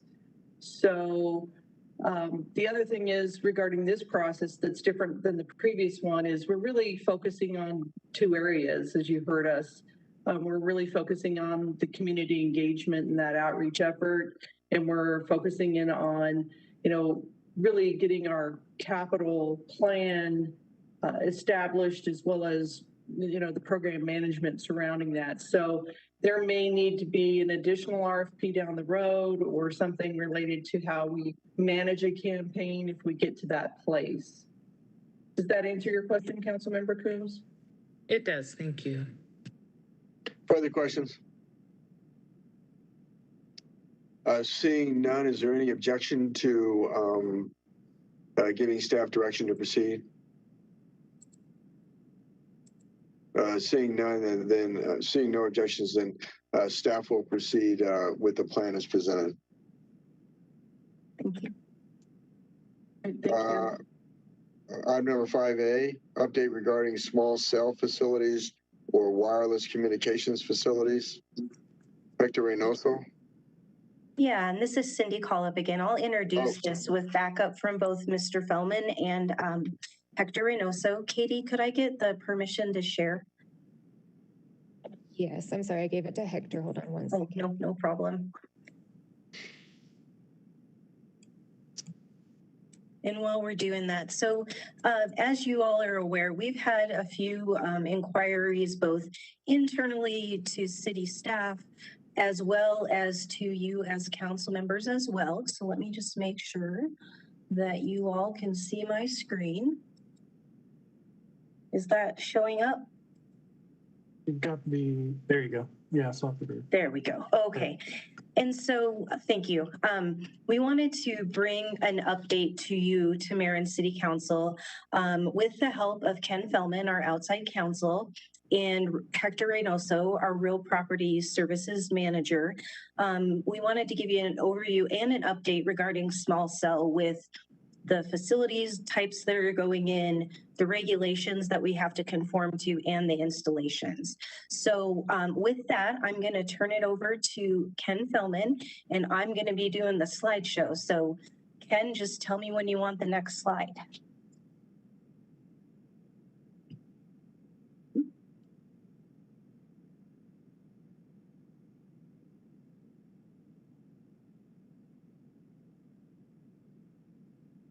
Did I lose him, Hector? Ooh. Can you all hear me, or am I muted?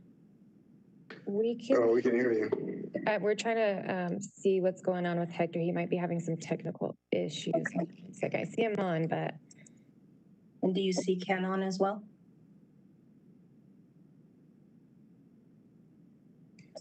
Ken Fellman should have all of the authority to unmute and everything now.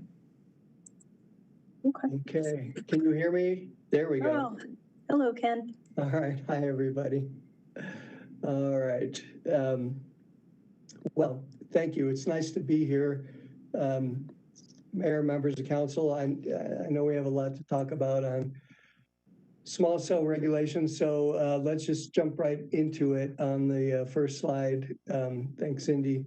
So we've got an increase in a demand for these facilities, an increase in applications. We have, what happened to that PowerPoint? Find it? Can we see the whole, can we see the whole screen? Try that again. Sorry, we are having some technical difficulties here. Just a second. Okay. Ah, there you go. Okay. So some of the challenges we have, in addition to the demand for these, is we have some recent changes in state law and federal law.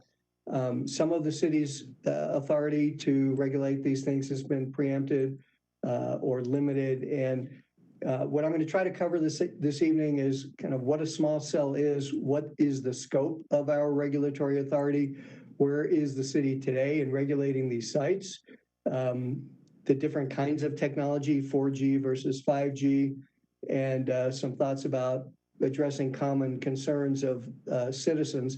And as we get towards the end of this PowerPoint presentation, Hector is going to jump in with a few slides that are specific to what staff is doing at the present time. One of the these primary legal changes, we have a 2017 state statute that changed how municipalities may address small cells. We also have a 2018 order from the Federal Communications Commission that has addressed those. And there are actually some conflicts between our state law and the federal regulations.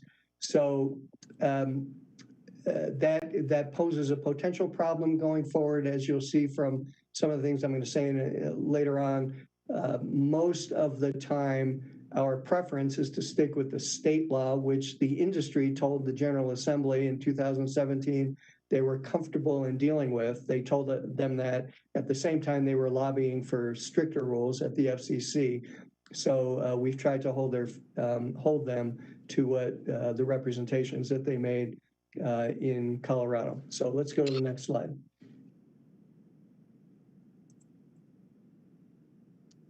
All right, so we call these things small cell facilities. They're not really small. Basically, these are transmitters and receivers, antennas, and related equipment that private telecom companies use to add capacity and coverage to wireless networks. In some cases, they improve data speeds. These networks that are going up today mostly have been providing service to upgrade 4G, which is fourth generation wireless networks. They are moving to 5G, depending upon who you listen to, over the next few years, or over the next 10 years, or over the next 20 years. It has not gone nearly as fast as the industry was promising back in 2017 when they were lobbying for the new state law in Colorado. These small cells get attached to existing infrastructure like streetlights or power poles in the public rights of way. Sometimes they're on standalone poles in the rights of way. Because some of the 5G technology, the signal does not travel very far based upon the radio frequency spectrum that's being used. They need sites that are lower to the ground and closer together than the traditional 5G poles. So let's go to the next slide. So in our state statute in 2017, we define a small cell where the antenna is located inside an enclosure or an imaginary enclosure no more than 3 cubic feet in volume, and the remaining equipment is no more than 17 cubic feet.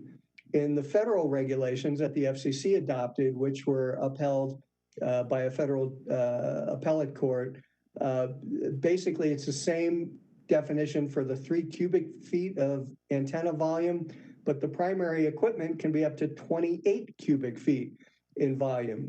Either way, these things are not small. You see 2 examples in the slides here of one fairly, I guess if you can use the word nice for these sites, nice looking site, and then the one on the far right, which is a site that I think every community would like to avoid if at all possible. Just so that you know, council members, the industry likes to refer to these things in their marketing. These small cells are about the size of a pizza box. And in the FCC proceedings that led to the rule that was adopted in 2018, even the FCC was talking about these things as being no bigger than the size of a backpack. You can tell from the slides we're slightly different there. And frankly, under the FCC definition of 28 cubic feet for small cell equipment, if you go to Google Images and you type in 28 cubic feet, you will see ads for large refrigerator freezers. That's about 28 cubic feet. So again, they're not small. Next slide, please. One of the questions we often hear is, once we get all these small cells, are we going to need the macro towers anymore? Yes, we will. The towers are going to stay. They probably will need more towers periodically, and these small cells are to fill in gaps in coverage and increase coverage within communities. Next slide. So when we think about our regulatory authority, we have to allow small cell poles and related equipment in the right of way under both state and federal law. The city retains police power authority. That means we can decide in some respects where they go, in some respects how far apart they have to be spaced, in some respects how tall they can be, what kind of designs we can impose on them to minimize the profiles. But basically our state law makes these facilities a use by right in any zoning district. That means it is impossible now under state law to pass an ordinance that says none of these things will appear anywhere in a residential neighborhood. That is absolutely preempted by state law. So again, as I noted, we do have some authority to regulate how they're placed, where they're placed, and design standards. You just can't prohibit them. And frankly, if you have a right-of-way site where you might have a building in very close proximity, where you might be inclined to say, why can't you go put that on the facade of that building or on the roof of that building instead of in front of this property on the street. A 1996 law that was passed by our own General Assembly gave these companies the right to locate their facilities in the rights of way without charge. So given the choice that these companies have of going to a private property owner and putting something on the roof or the building facade and paying market value rent, or coming to the city and demanding that they get to use the streets for free, you know what decision they're going to make every time. And that's based on a 1996 statute that we've been living with for a long time. Next slide. So the regulatory authority that we do have, I know that the way the city addresses these issues today and some of the work that our firm has done with city staff, they do talk to these companies when an application comes in. We want to make sure that any poles that are going up or replacement poles that are going up don't block any visibility. We don't want to impact vehicular travel or parking issues. We want to maintain a certain distance and safety to protect our trees, our streetlights and utility poles. Heights generally have to be consistent with zoning district heights. They can be a little bit taller in some cases. Basically, what the federal law says is our restrictions cannot prohibit or have the effect of prohibiting a company from providing service. So we generally have rules that say you can stick with the height limits in a zoning district, or perhaps you can go up 5 feet above a height of a pole on that block in a particular zoning district. If a company were to come in and prove that there's no way their network could work at that height and they needed 10 feet more, we probably would not have the legal authority to prevent that. We do impose design guidelines, including concealment elements, to minimize the visual impact. Now, I know citizens say these things are still big and ugly, and you can put a canister around those antennas, and the poles are pretty fat because a lot of times to conceal the equipment, you put the equipment on the inside. I get all that. They're absolutely right, actually. But that is, we can make it, depending upon what term you want to use, better or not as bad, but you can't make it disappear completely. So these are some of the legal areas of legal authority that the city has. Next slide. I haven't been as involved in this, but I know the city staff imposes design standards for facilities in the rights of way. Again, these ensure that we're trying to minimize the impact on the surrounding neighborhood and maintain the character and appearance of the city as much as we can, given the restricted environment that the feds and the state has put us in. So there's always a preference to go on existing infrastructure like a utility pole or a street light or a traffic signal. And only when those are not feasible do we start looking at or talking about standalone poles. Keep in mind also, though, the last bullet point here is very important. The state law, actually the federal law as well, doesn't require private utilities to make their poles available. Xcel has chosen to do that. Sometimes the companies don't like how much Xcel charges.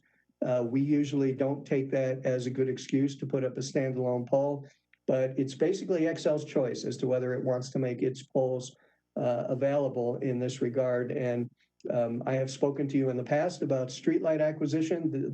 That's another potential benefit of having city ownership, is that the city has more control over using city-owned infrastructure to address these small cell sites. Next slide. We have to deal with shot clocks. These are time periods imposed by federal and state law in which the city has to act. And unlike almost every single other kind of land use, the federal government and the state government has imposed on local government a time period in which to act. Under state law, if we get an application for a small cell, either a standalone new pole or a replacement pole, or to put antennas on an existing utility pole, we've got 90 days to act. This is one of the areas in which federal law has a shorter shot clock. They provide only 60 days to act if you're placing an antenna or related facilities on an existing pole. So far, we have been imposing the state law and have not been challenged, but that's an area of potential conflict that could come up in the future. Because these issues involve streets issues, traffic, public safety, that's a public works issue. Those are traffic engineer issues, but they also involve aesthetic issues and design guidelines. And this is one area that really creates the need for planning and public works to coordinate like they never have before on any other kinds of development. And that is so in large part because we have very limited time in which to act under state and federal law. So that has been a challenge, but it is one, in my experience, that I've seen Aurora staff work very well to try to figure out how we're going to do this and get our work done in the short time periods that the government has given us. Next slide. So we retain authority over any structure that's placed in the right of way. That authority, if you think about the regulation that the city can undertake, it ought to be based on the physical structure and not the technology that structure is utilizing. So we're talking, if you need to put in a foundation, you need to put a pole in, it's going to impact a sidewalk, a walkway, possibly sight corridors on a turn lane. That is something that city staff is going to look at from a public safety standpoint, regardless of whether it's a street light or some other kind of pole or a small cell. The city really cannot apply one set of standards to 5G technology and a different set of standards to 4G technology. Really, it's if you think about an analogy, it's no different between when somebody wants to bury wires in underground in the streets in conduit. We don't have a different set of regulations for copper wire that CenturyLink might place versus coaxial cable that Comcast might place versus fiber optics that Verizon might place.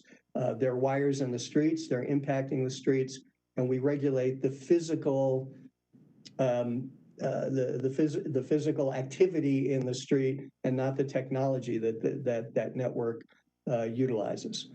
So next slide, please. One issue that I know you have seen come up, and it will keep coming up, and it will come up more and louder and in greater volume and capacity as we go forward.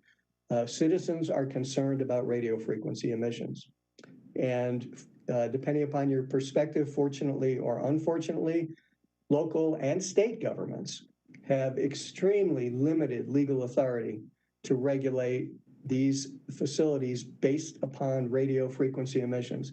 I included a quote in here from the 1996 Telecommunications Act. We are absolutely preempted from regulating on the basis of the environmental effects of radio frequency emissions. And there have been FCC rulings and court cases, including a court case in the 10th Circuit, which is the federal circuit that covers the state of Colorado, that says this is field preemption, which means the FCC and the federal government occupies the entire field of regulation here, and they include health effects to be part of environmental effects. So there are some limited things we can do, but not a lot. Next slide, please. So the standards for radio frequency emissions come from the Federal Communications Commission. These standards were not updated for many, many years. Citizens have concerns. Frankly, I will tell you, I fought this battle for many years. I served for a long time on a local government advisory committee to the FCC, and it seemed like every year we were banging our head against the wall, begging them to update their standards to address new technologies. They had they don't mind telling us we have to act within 90 days, but the FCC docket on their radio frequency emission rules was open for almost 18 years. It became kind of a sadly ironic joke that FCC proceeding was almost old enough to vote by the time they finally got to coming up with new standards. And when they did come up with new standards, which was a little over a year ago, they decided that they weren't going to make any major changes in their existing standards, and 5G technology did not suggest or require them to come up with any new standards to protect public health and safety in connection with RF emissions.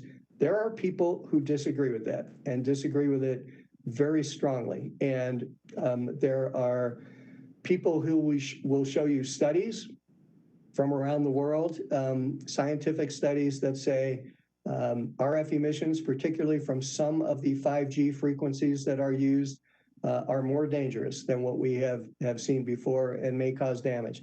There are other studies we've seen that have shown just the opposite.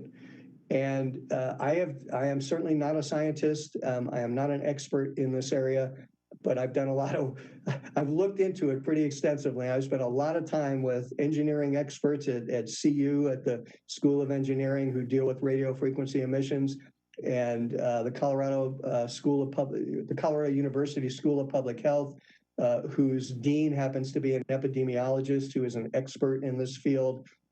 And my personal feeling, and this is just me speaking, what I have learned is that we may not have peer-reviewed, scientifically strong evidence that proves that 5G technology is dangerous, but what we do have are suggestions that more research is necessary. There is some research I've seen out there that shows that some of that technology can impact cell structure. It might not impact it in a bad way, or maybe it does, but there hasn't been sufficient study. The FCC rules that were adopted in 2019 were challenged in court.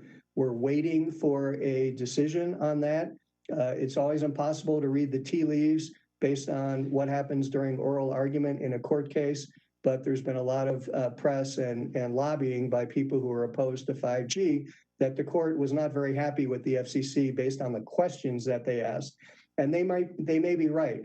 But if the FCC overturns the FCC new rules, which are only a very minor modification of the old rules, then the old rules are still in effect, and they have to go back and start over and look at this again, and we are still stuck with some period of time where we have this unknown, we have what many people think is a need to do more study, and we have very little authority on a local government level to regulate radio frequency emissions, other than to require an applicant to prove that they're going to be, their emissions will be within the FCC standards. One last point I'll make on this, Council, just to kind of give you a feel for it, 5G technology is not the only thing that emits this kind of radio frequency emission. It's very similar to what's emitted in your microwave. Some other kinds of home issues like security systems, turning on lights automatically on and off. There's a lot of new technology that uses similar kinds of radio frequency emissions, or causes rather similar kinds of radio frequency emissions. And one of the things that I've learned in discussion with some of the engineering experts at CU is that what we really ought to be looking at is the cumulative RF environment in our communities. And if we do a better job of looking at that and understanding what the baseline is, that whenever one of these new technologies comes to our neighborhoods, we'll be able to have a better feel for how does that increase the existing cumulative environment? Is there anything we need to be worried about? We're not there yet, and we have a long way to go. And unfortunately, when citizens come in and I think rightly demand that their local governments protect them, I'm usually in the uncomfortable position of having to advise local officials that we really don't have a lot of authority in that area. So with that, I'll move off of RF. We'll go to the next slide. And I think this is where Hector is going to join us and talk a little bit about what some of the actual practices are going on today at the city. And I will stick around, of course, for the whole session to answer any questions you may have.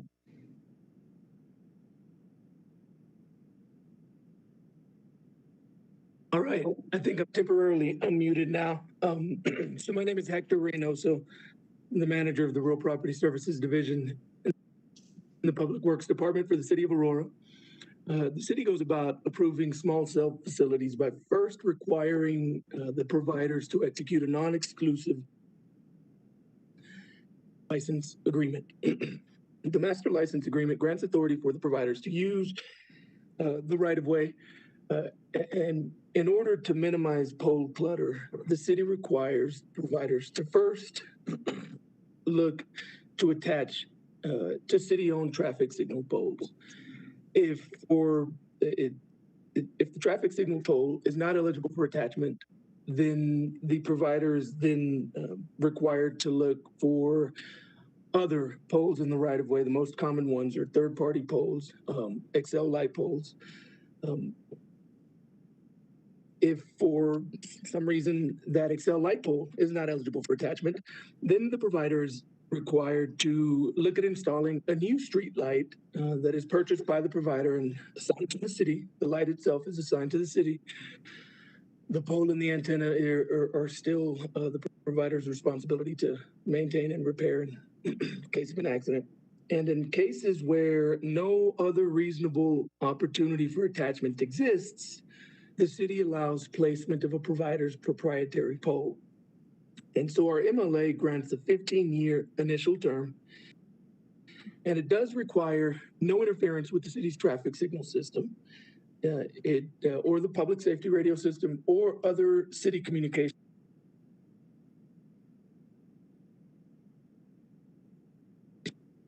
So, sorry, and so in addition to establishing the installation hierarchy, the MLA also establishes technical requirements that the providers are responsible to satisfy. And in addition to the technical requirements, did it go away, or can y'all still hear me? We can hear you.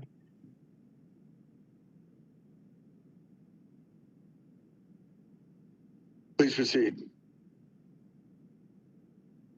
Okay, sorry, having technical issues. And so one of the technical, or I guess one of the requirements is that the providers provide notice to property owners within 200 feet of the installation of a small cell pole.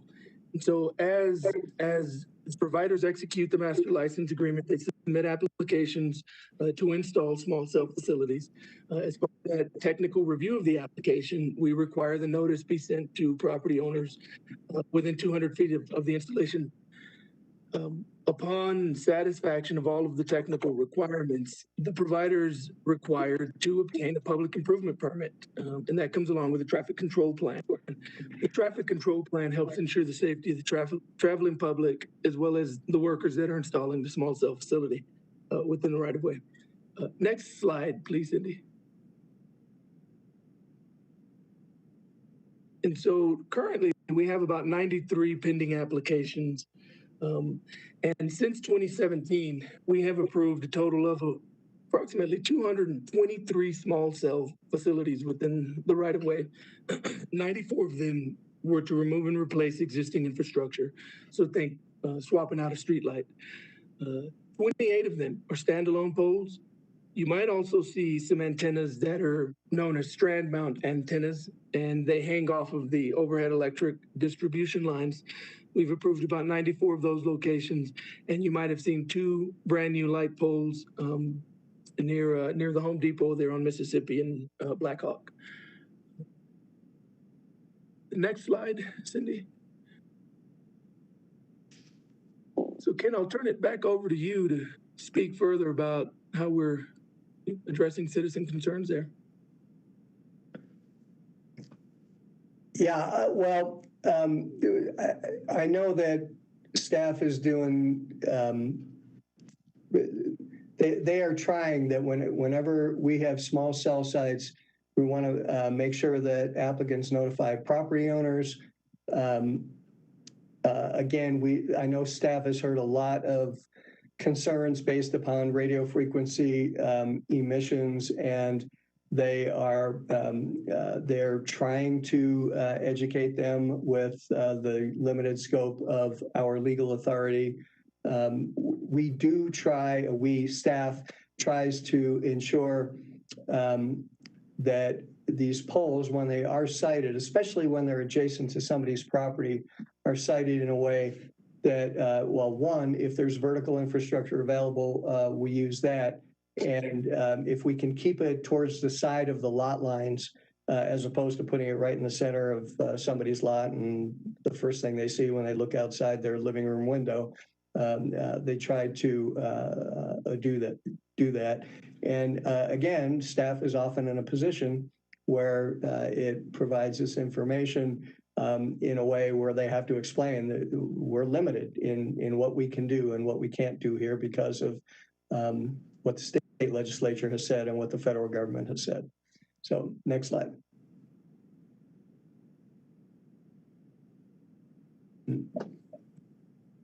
Yeah, I know that staff has told me they have a whole bunch of applications that they expect to see coming soon. And I believe that is the end of our formal presentation, and we're happy to answer any questions that the mayor and the council may have.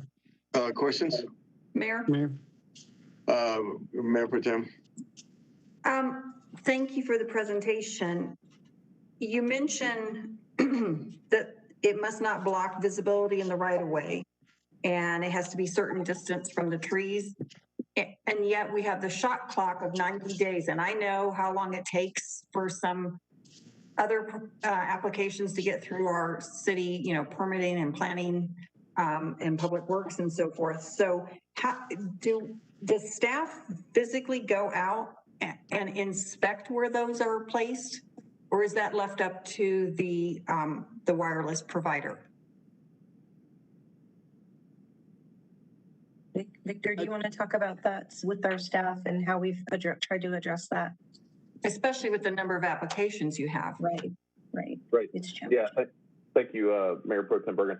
So staff gets a list of the proposed sites, and we do kind of a high-level screening and try and identify potential issues with the location proposed by the provider. So the providers pick their location based on the criteria the city's provided, and then we go through a review process. They do provide surveys that show trees, water lines underground, sewer lines, property boundaries, those kinds of things. And so staff goes through the city requirements based on the small cell application and the survey to make sure that we meet all of those. Site distance, you know, is very important, making sure visibility for driveways and streets for vehicles turning are all there. We're not putting small cells on top of storm lines or water lines or sewer lines. And then, you know, also, as you touched on, making sure we have distance from trees so we're not impacting critical root zones and things of that nature. So we do have multiple departments all doing the review through the civil plan process. But are you physically going out? Because I mean, if anybody's like me, I plant trees every year and nobody knows which tree's coming up next. And these are in the right of way, so we do check with pros, and pros is in the review process, and so they keep it. So it's in the sidewalk or whatever. Okay. Yes, ma'am. And then I have one more question, and that is on the interference with the city traffic signal system or public safety radio system. How do you determine that there's no interference? Well, what we're looking at is if they propose to attach to a signal pole, if the city signal pole already has city equipment on it, then that precludes their ability to attach to that specific pole. A lot of the city's traffic signals are on wireless communication, as are some other emergency communication equipment. And so we're not even going to chance it. We're saying, okay, there's already a wireless communication up there on the pole. Could be traffic, could be police, could be fire. Therefore, you need to either look at a different pole or look at a standalone installation and go back through all that criteria, and so the applicant will adjust. So if that's the case, and you determine that they can't place it on whatever infrastructure because of that interference, is there a requirement to be X feet away from that so that it doesn't cause interference? We do try and have a distance spacing. To Ken's point earlier, we can't preclude them in the right of way, but we're looking at it from that perspective more of pole clutter. So if they can't go on a traffic signal, then we look on the corridor and say, okay, there's an existing Excel street light over here. You know, can you reach out to Excel and look to maybe do a combination where we're not adding a new light, you're going to replace that Excel asset and turn it into a small cell asset with the street light still on it. Okay, thank you very much. You're welcome. Further questions? Mayor, I'm sorry, Mayor, it's Councilmember Marcano. Councilmember McConnell. Thank you, sir. Yeah, I want to thank Ken and Hector for the presentation. I'm a little frustrated by this, though, and so are several of my constituents. At what level, again, is the prohibition on, the city's ability to not prohibit, but the preemption, rather, on the city's ability to potentially nudge, not prohibit, but move the siting of these small cell facilities at? Councilmember Marcano, great question. The federal law says that state and local regulations may not prohibit or have the effect of prohibiting the ability of a company to provide service. So that is going to involve a site-specific analysis, because what might prohibit provision of service at one location won't in another. So as Hector mentioned, our first priority was go on an existing pole or a replacement XL streetlight. If someone applies to put up a standalone pole, staff will say, you haven't proven to us yet that you can't go on existing infrastructure.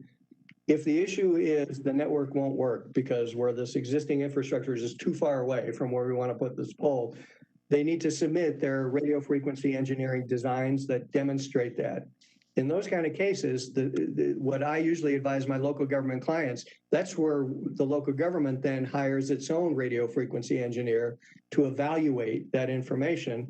And I have seen that happen, not in small cells so much because these things are new, but think back to when cell towers started popping up everywhere and the company said, we have to have 180 feet. And the city's saying, why not 140 feet? Right? Well, then they submit their radio frequency data from an engineer. The city gets an independent evaluation from it.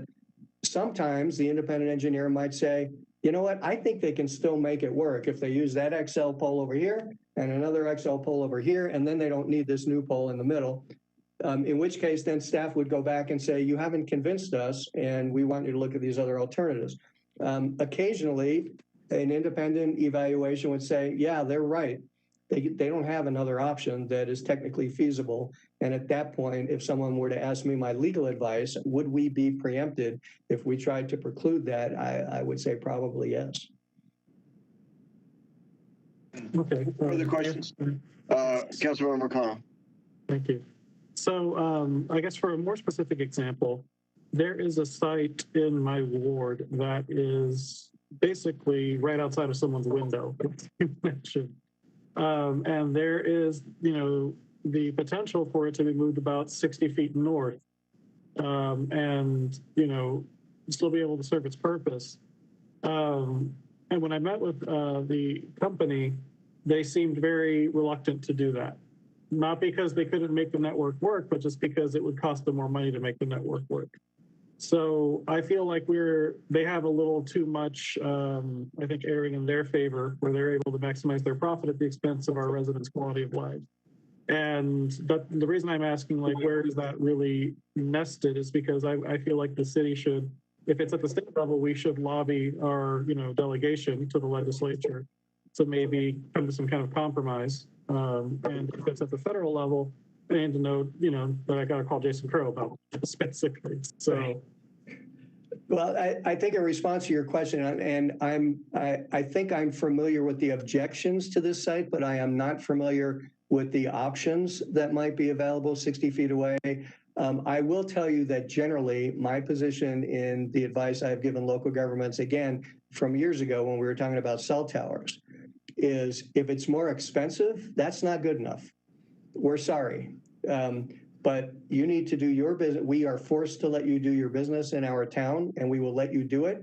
And if it costs you a little bit more money to help us protect the aesthetic integrity of this town or minimize the negative impacts, we have the ability to do that. I do think that local governments do generally have that ability, so that might be something that is worth further examination here. Yeah, if we could look into the specific circumstance that I'm sure you're familiar with, then I would very much appreciate that. I'm sure my constituent would as well. Further questions? Mayor, I do have one more comment. Councilmember McConnell. All right, and this will be the last one. Just in general, because I have another issue that I recently submitted a request on. I suspect it's another one of these sites. And I got a call from a couple who was very, very upset because they thought the city was basically digging up their flower bed. And this has more to do with right-of-way information and how I think opaque that process is for a lot of people. Folks maintain parts of the city's right-of-way thinking it's part of their property. And I think that, what can we do from a staff perspective to better educate our residents on where their property line ends and the public right-of-way begins? How can we also, as a city, do a better job of protecting some of these improvements? Because the way I see it, some of our residents are basically maintaining city property for us and frankly doing a great job of it. So is there some kind of compromise that we can come to there as well?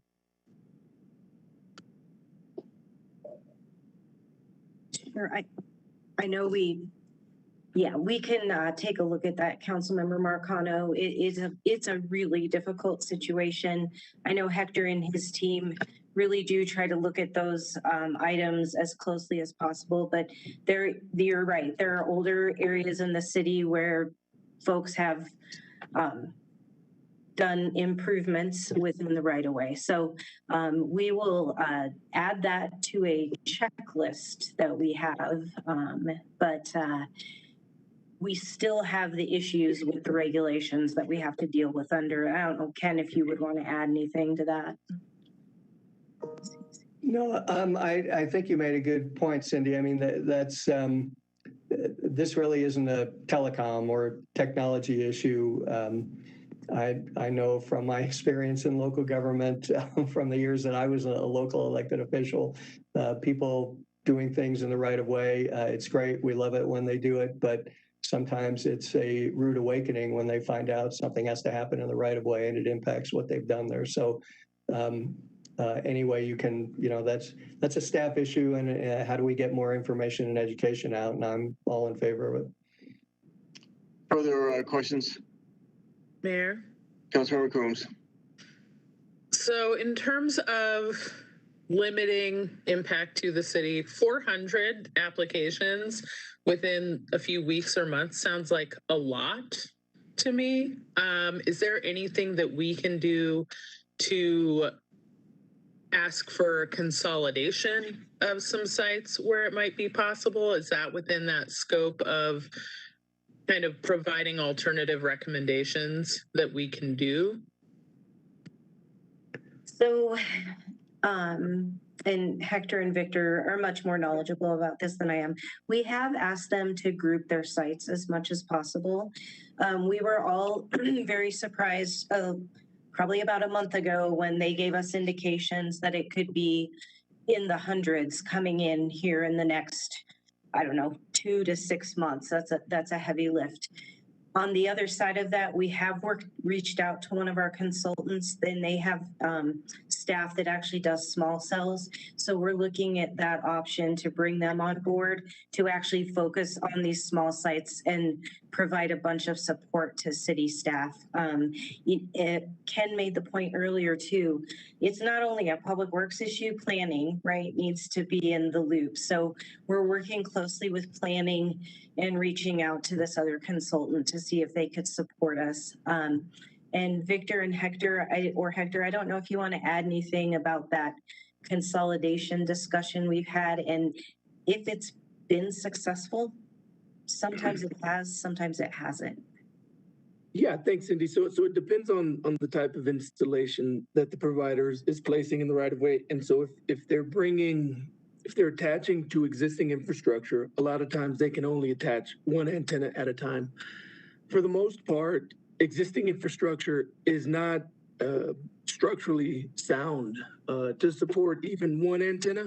And so in the instances where they have to remove and replace a street light or a traffic signal, the vertical pole on a traffic signal, we do require that the new pole accommodate at least 2 carriers, another antenna.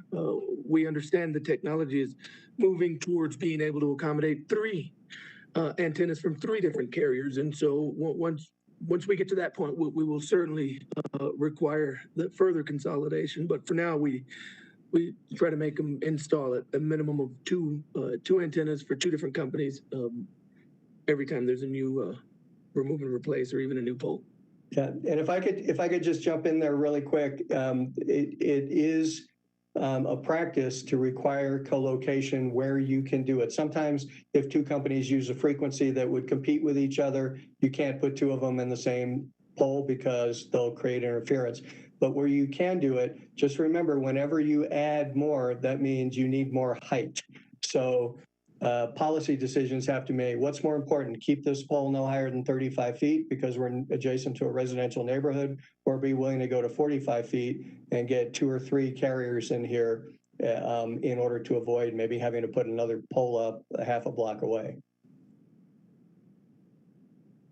Further questions? Seeing none, thank you for the presentation. And I'm wondering if you could myself and the members, council members, can get a copy of your presentation. Yes, we'll send it separately. Absolutely. Okay. Thank you very much. Appreciate it. Thank you all. Have a good meeting tonight. Public bank study. Councilmember McConnell. Thank you, Mayor. I think Councilmember Murillo was trying to get your attention. Oh, Councilmember Murillo. Sorry, some of these things move by so quickly. I don't know if it was just on the last item, was just hoping that we could get a map of the proposed sites. Staff. Proposed sites are proprietary. They're not approved, right? And so they're still confidential. However, we may be able to provide a map of the approved locations. If that's to your satisfaction, council member. I mean, it's a start, but with that many potential locations, I think we should know where they're going to go. But I don't know if there's any leeway there, but getting the ones that are approved is a start. Okay. Mayor? Mayor Pro Tem. Yeah, just to piggyback off the maps, because that would be helpful, and I understand proprietary. But if they've applied for the permit, then isn't it at that point, couldn't we get the maps for anybody that's had application for a permit? Staff. I'll have to defer to legal on this. My understanding is pending applications are still confidential, and that includes development applications. And these are for small cell development applications. Okay, and then when do they notify residents that are within 200 feet? What was that time frame? I forgot. Upon initial submittal, so we enter into the MLA, and then an application for individual sites comes in, and it includes a bunch of technical information, as well as a copy of the letter that they have already mailed to everybody within 200 feet. We typically, about a few weeks after we get the initial application, we get the little green card, the return receipt that's requested. So we send it out, certified mail, return receipt requested. But is that before the permit is given by the city? The application? So then it is public, because the people that got notice would know, right? Of where it's going in?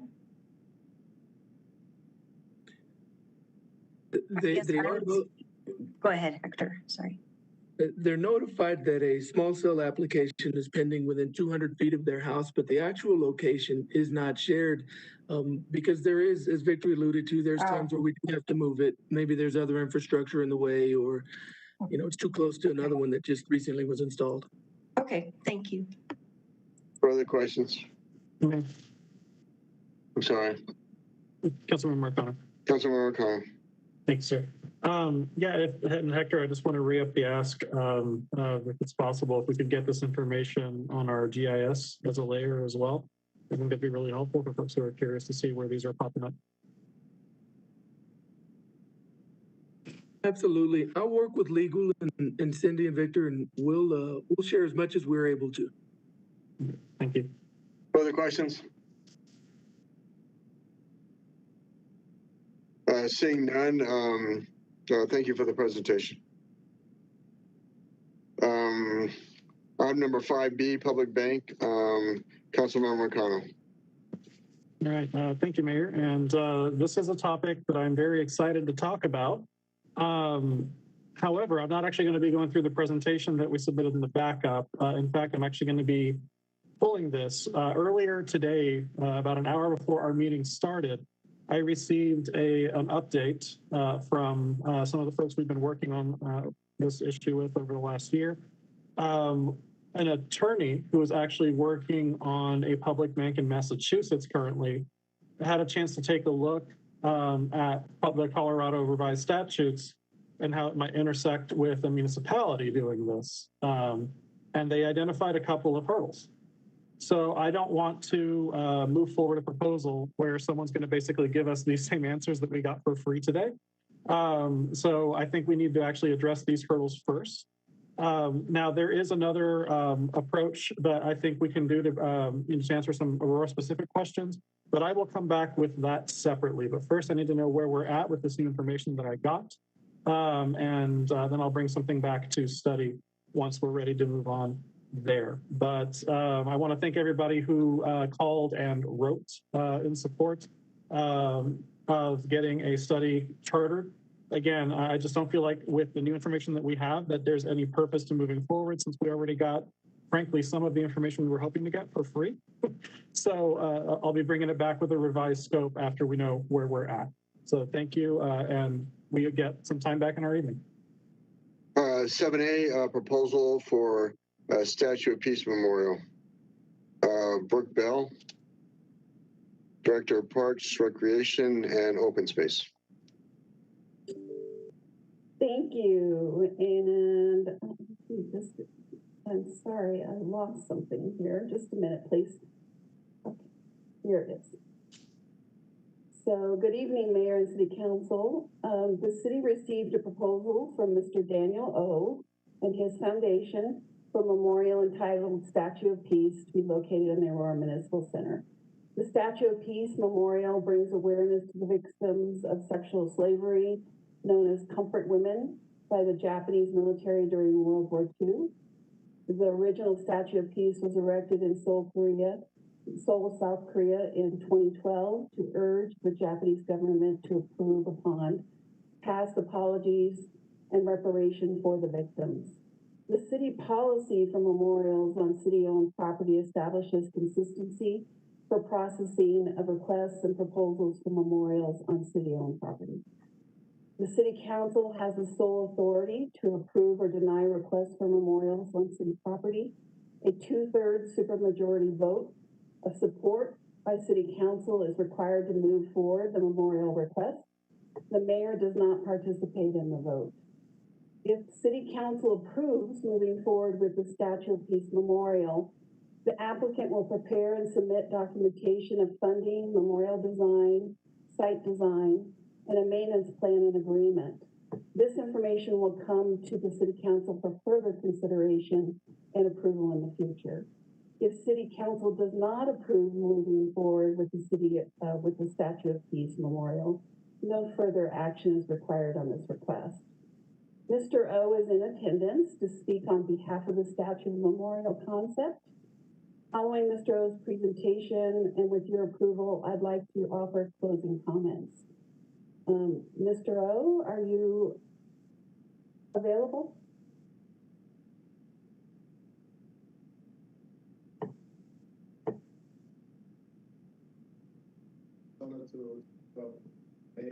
Katie, Katie, is he connected? There we are.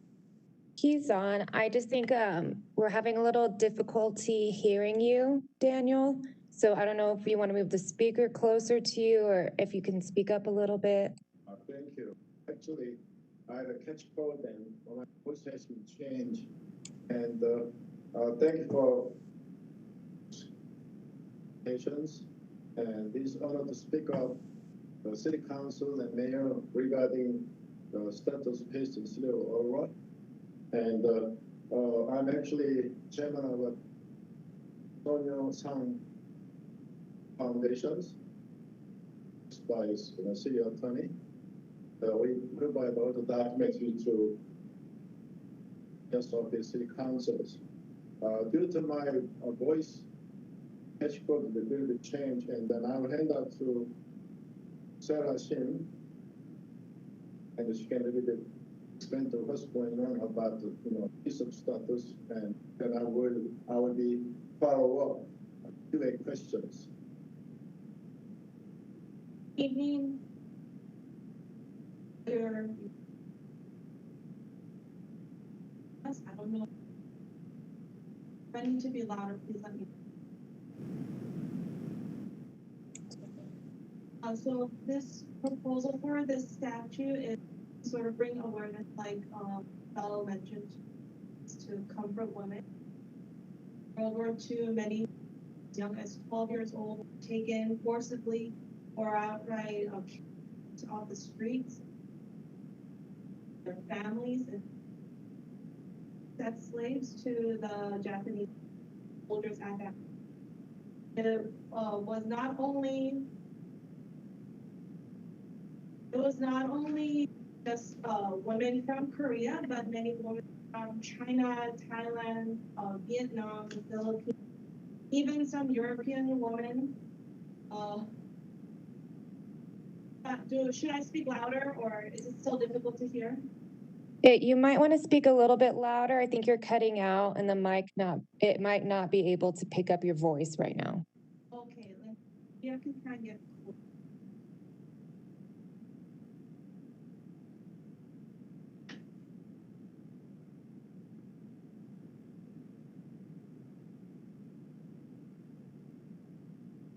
Can you hear me better now? Yes, thank you. Sorry, I think we're just too far from the mic. As I was saying, many women as young as 12 were taken.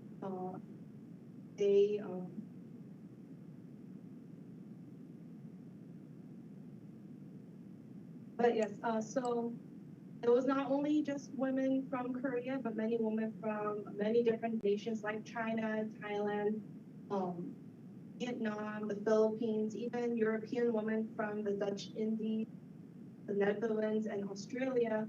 All these women were taken by force or coerced or deceived by the Japanese army at that time to be used as slaves. They were systematically beaten and abused and raped on a daily basis. And if they did not succumb to their abuse, then suicide. Unfortunately, there have been little recognition for the pain and suffering that these women have gone through. And we are hoping that with the erection of this statue, we can bring some awareness to the pain that these women have gone through, as well as their abuse.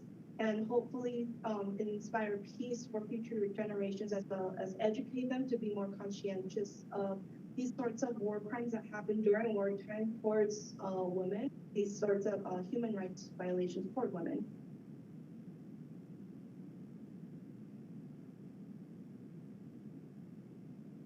You may have to Mr. O. Additionally,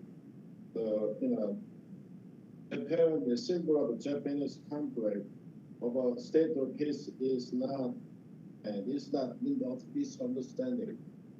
And because of Sonam status not new in Korea government, but it should be noted that it was established by civil women's organizations. That is the solidarity with the women who are harmed. When Japan speaks of Korea, it should be noted that it does not distinguish between the government and the citizen of Korea. If the role status express historical fact that Japan has not recognized, I think that is a big problem in the world. However, it should be noted that corporate women, the Japanese military and Japanese government officially recognized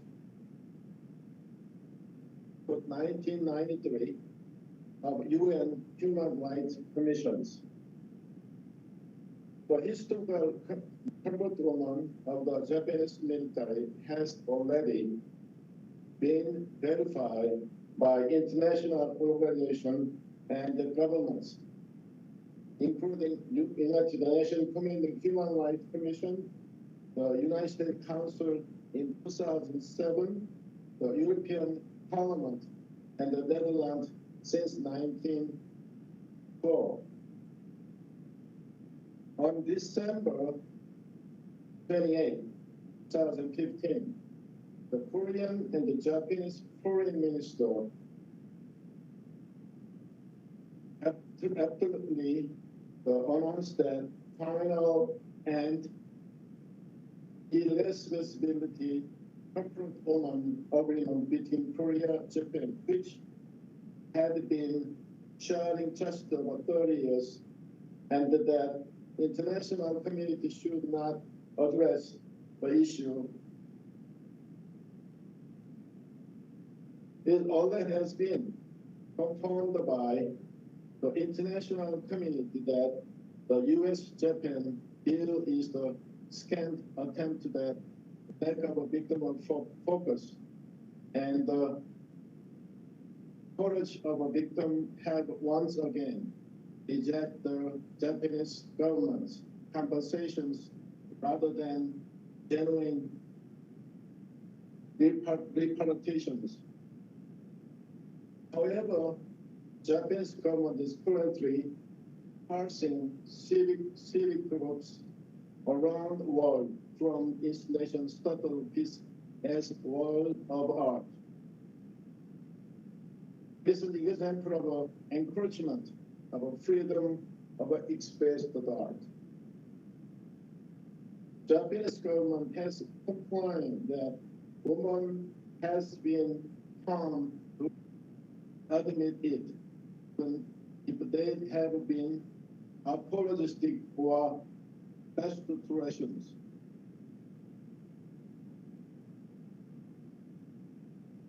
Japanese government demand that if perpetrator resort and harassment affected women, they will be silenced again.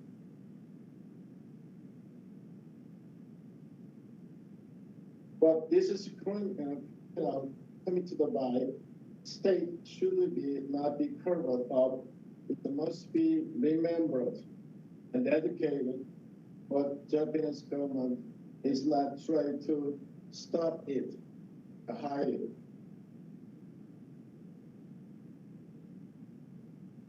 For example, in Berlin, Japan government tried to remove the status of peace, which has been officially installed, and because of aggressive opposition of the Berlin council members, and still they are in Berlin and the city in a state of status. For example,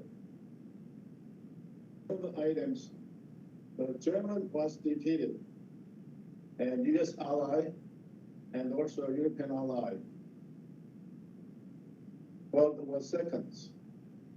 German tried to hide the Holocaust, and as much, but people of Berlin pushed the government to publish disclosure about war crime, especially Jewish people.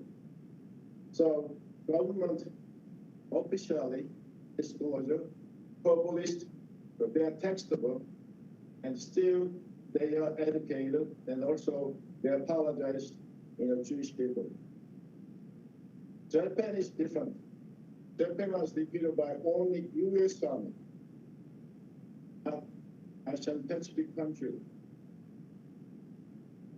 So only Japan is engaging after war agreement, Japan and the United States. The United States never put human rights compared to women. Also, Japan never equalized able the country, and also international against the human rights. So they want to hide it. They are reluctant. They say we don't do it. This is the sex slave, not sex slave. They are engaging, selling the sex for money.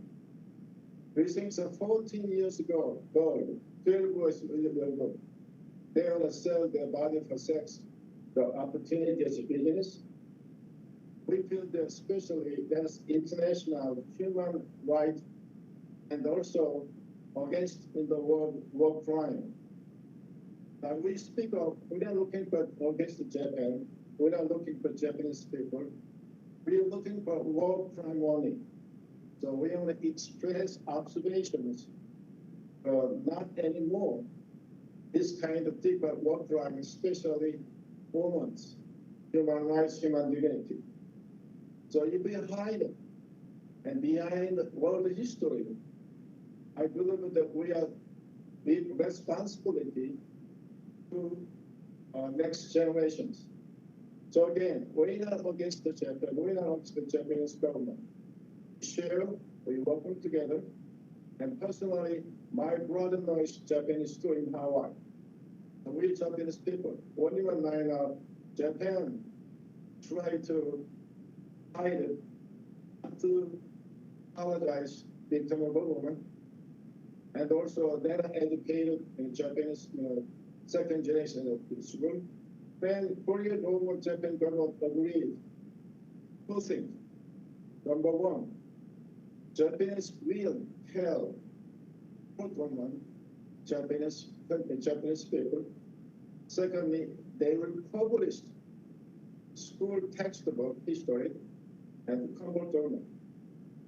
They did not, because number one, Japan is not equal thinking about Pacific Island country. Japan think about it can conquer, it can overcome again, because we think about we're not dictated Pacific Asian country. We want to dictate this. So the city council, please, and it's not, we are looking for any, situation. We're not going to divide the Asian community. Also, City of Aurora is kind of most of multicultural community, also open-minded city, globalizations. And we want to try to just express and work crime as a peace status. If status peace were elected in City of Aurora, many Aurora citizens would come to visit status and sit an empty chair. At the time, Aurora citizens feel anti-Japanese feeling? No, I don't think so. The compensation of this world status will be made, and I will remember the past and the promise that history will be not to be repeated again in the future. It will bring peace in the city of Aurora, and ask the city humbly, city council, the mayor, and I understand lots of people say this is kind of between Korea, Japan conflict, and there's some argument. We are civilian. Korean government never against the Japan government. We are civilian, we are city of Aurora, a citizen. You're looking for gain is educational, has an open mind. Also, we adopt justice in the world and human rights. The basis that we concern. Thank you for listening to me. Any questions? I will answer to that. Thank you.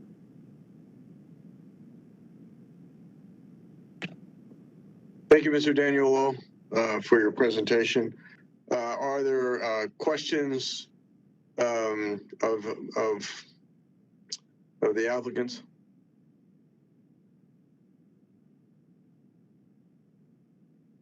Seeing none, discussion?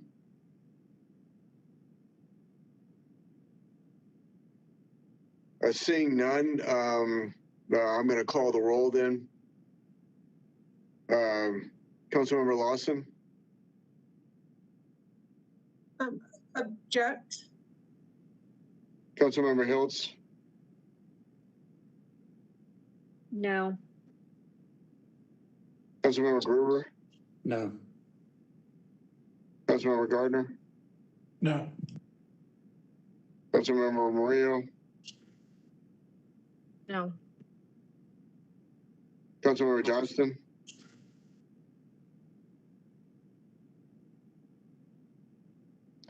Councilmember Burzins, No.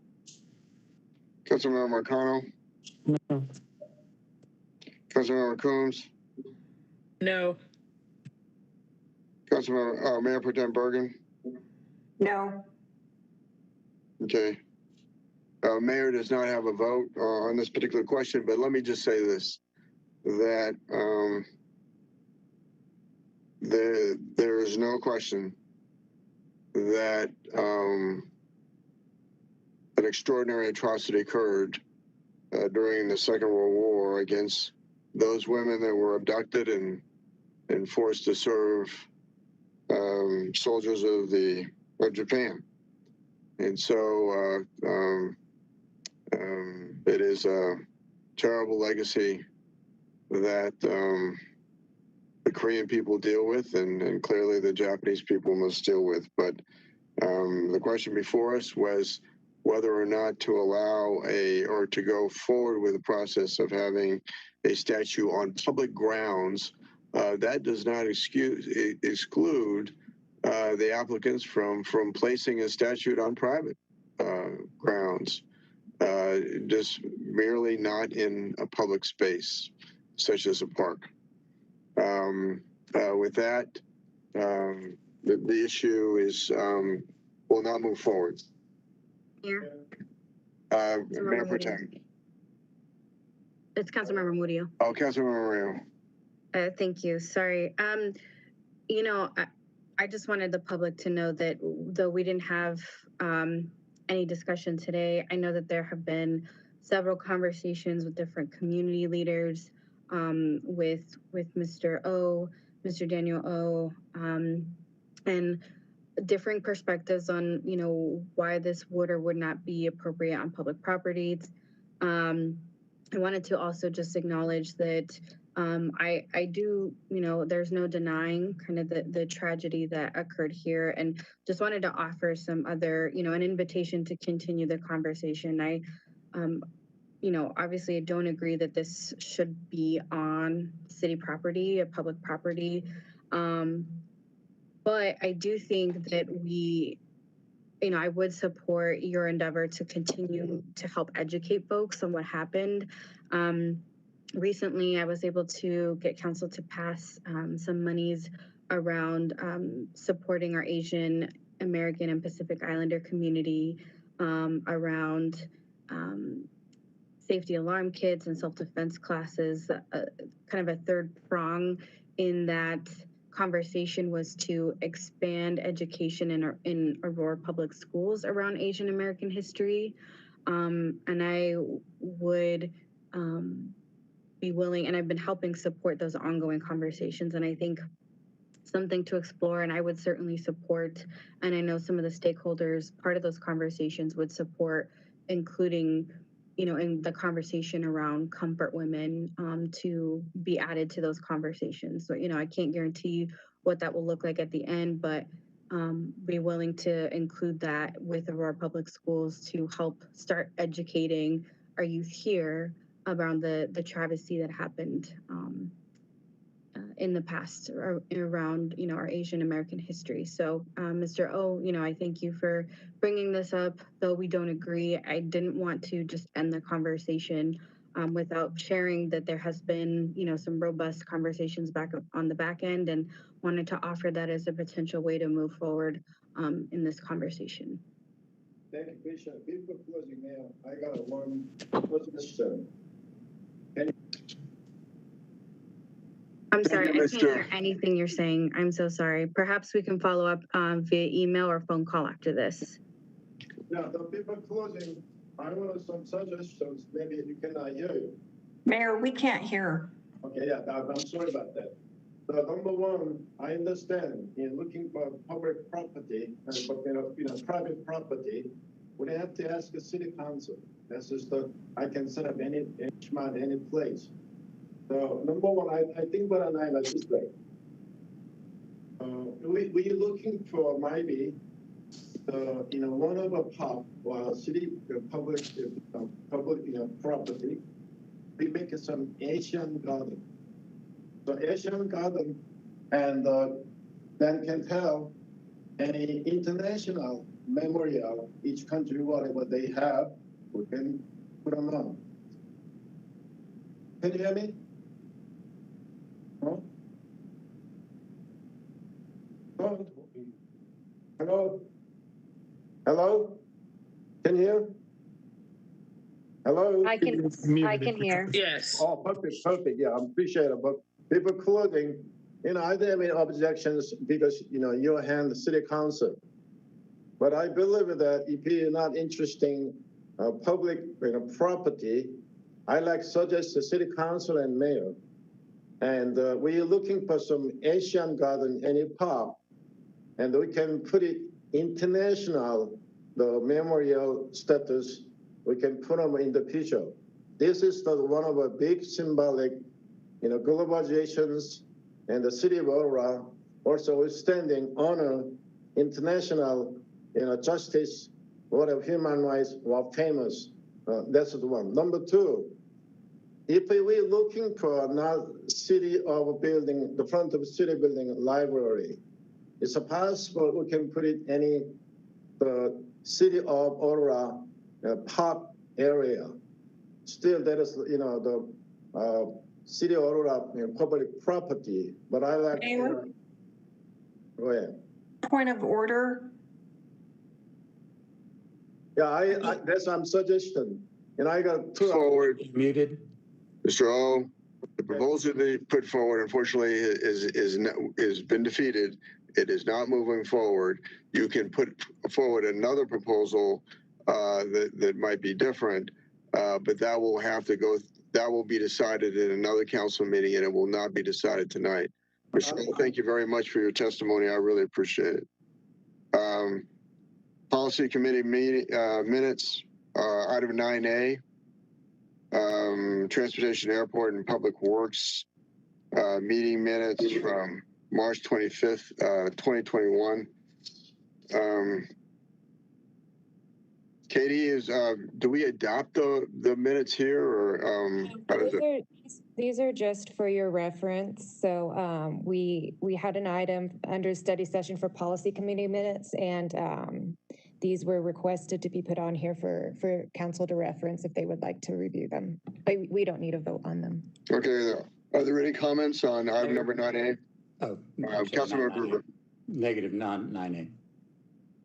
Okay.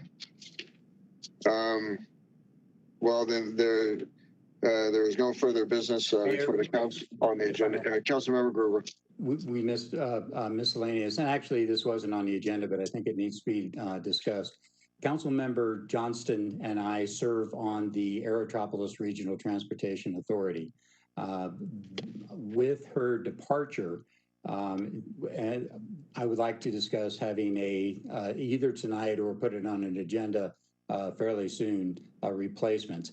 The ARTA is getting ready to issue additional bonds, and I want to make sure that the city has both of our votes at that meeting.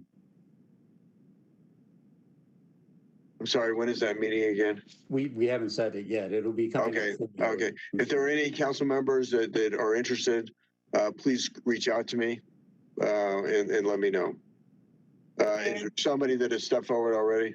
I'm sorry. Mayor, Councilmember Hiltz, I'm not stepping forward on it. I have a question, but given that that's in Ward 2, if possible, I mean, I don't know what the timing would be, obviously, on that vote, but if the Ward 2 replacement or appointee is in office, I think it would be appropriate for them to also be able to,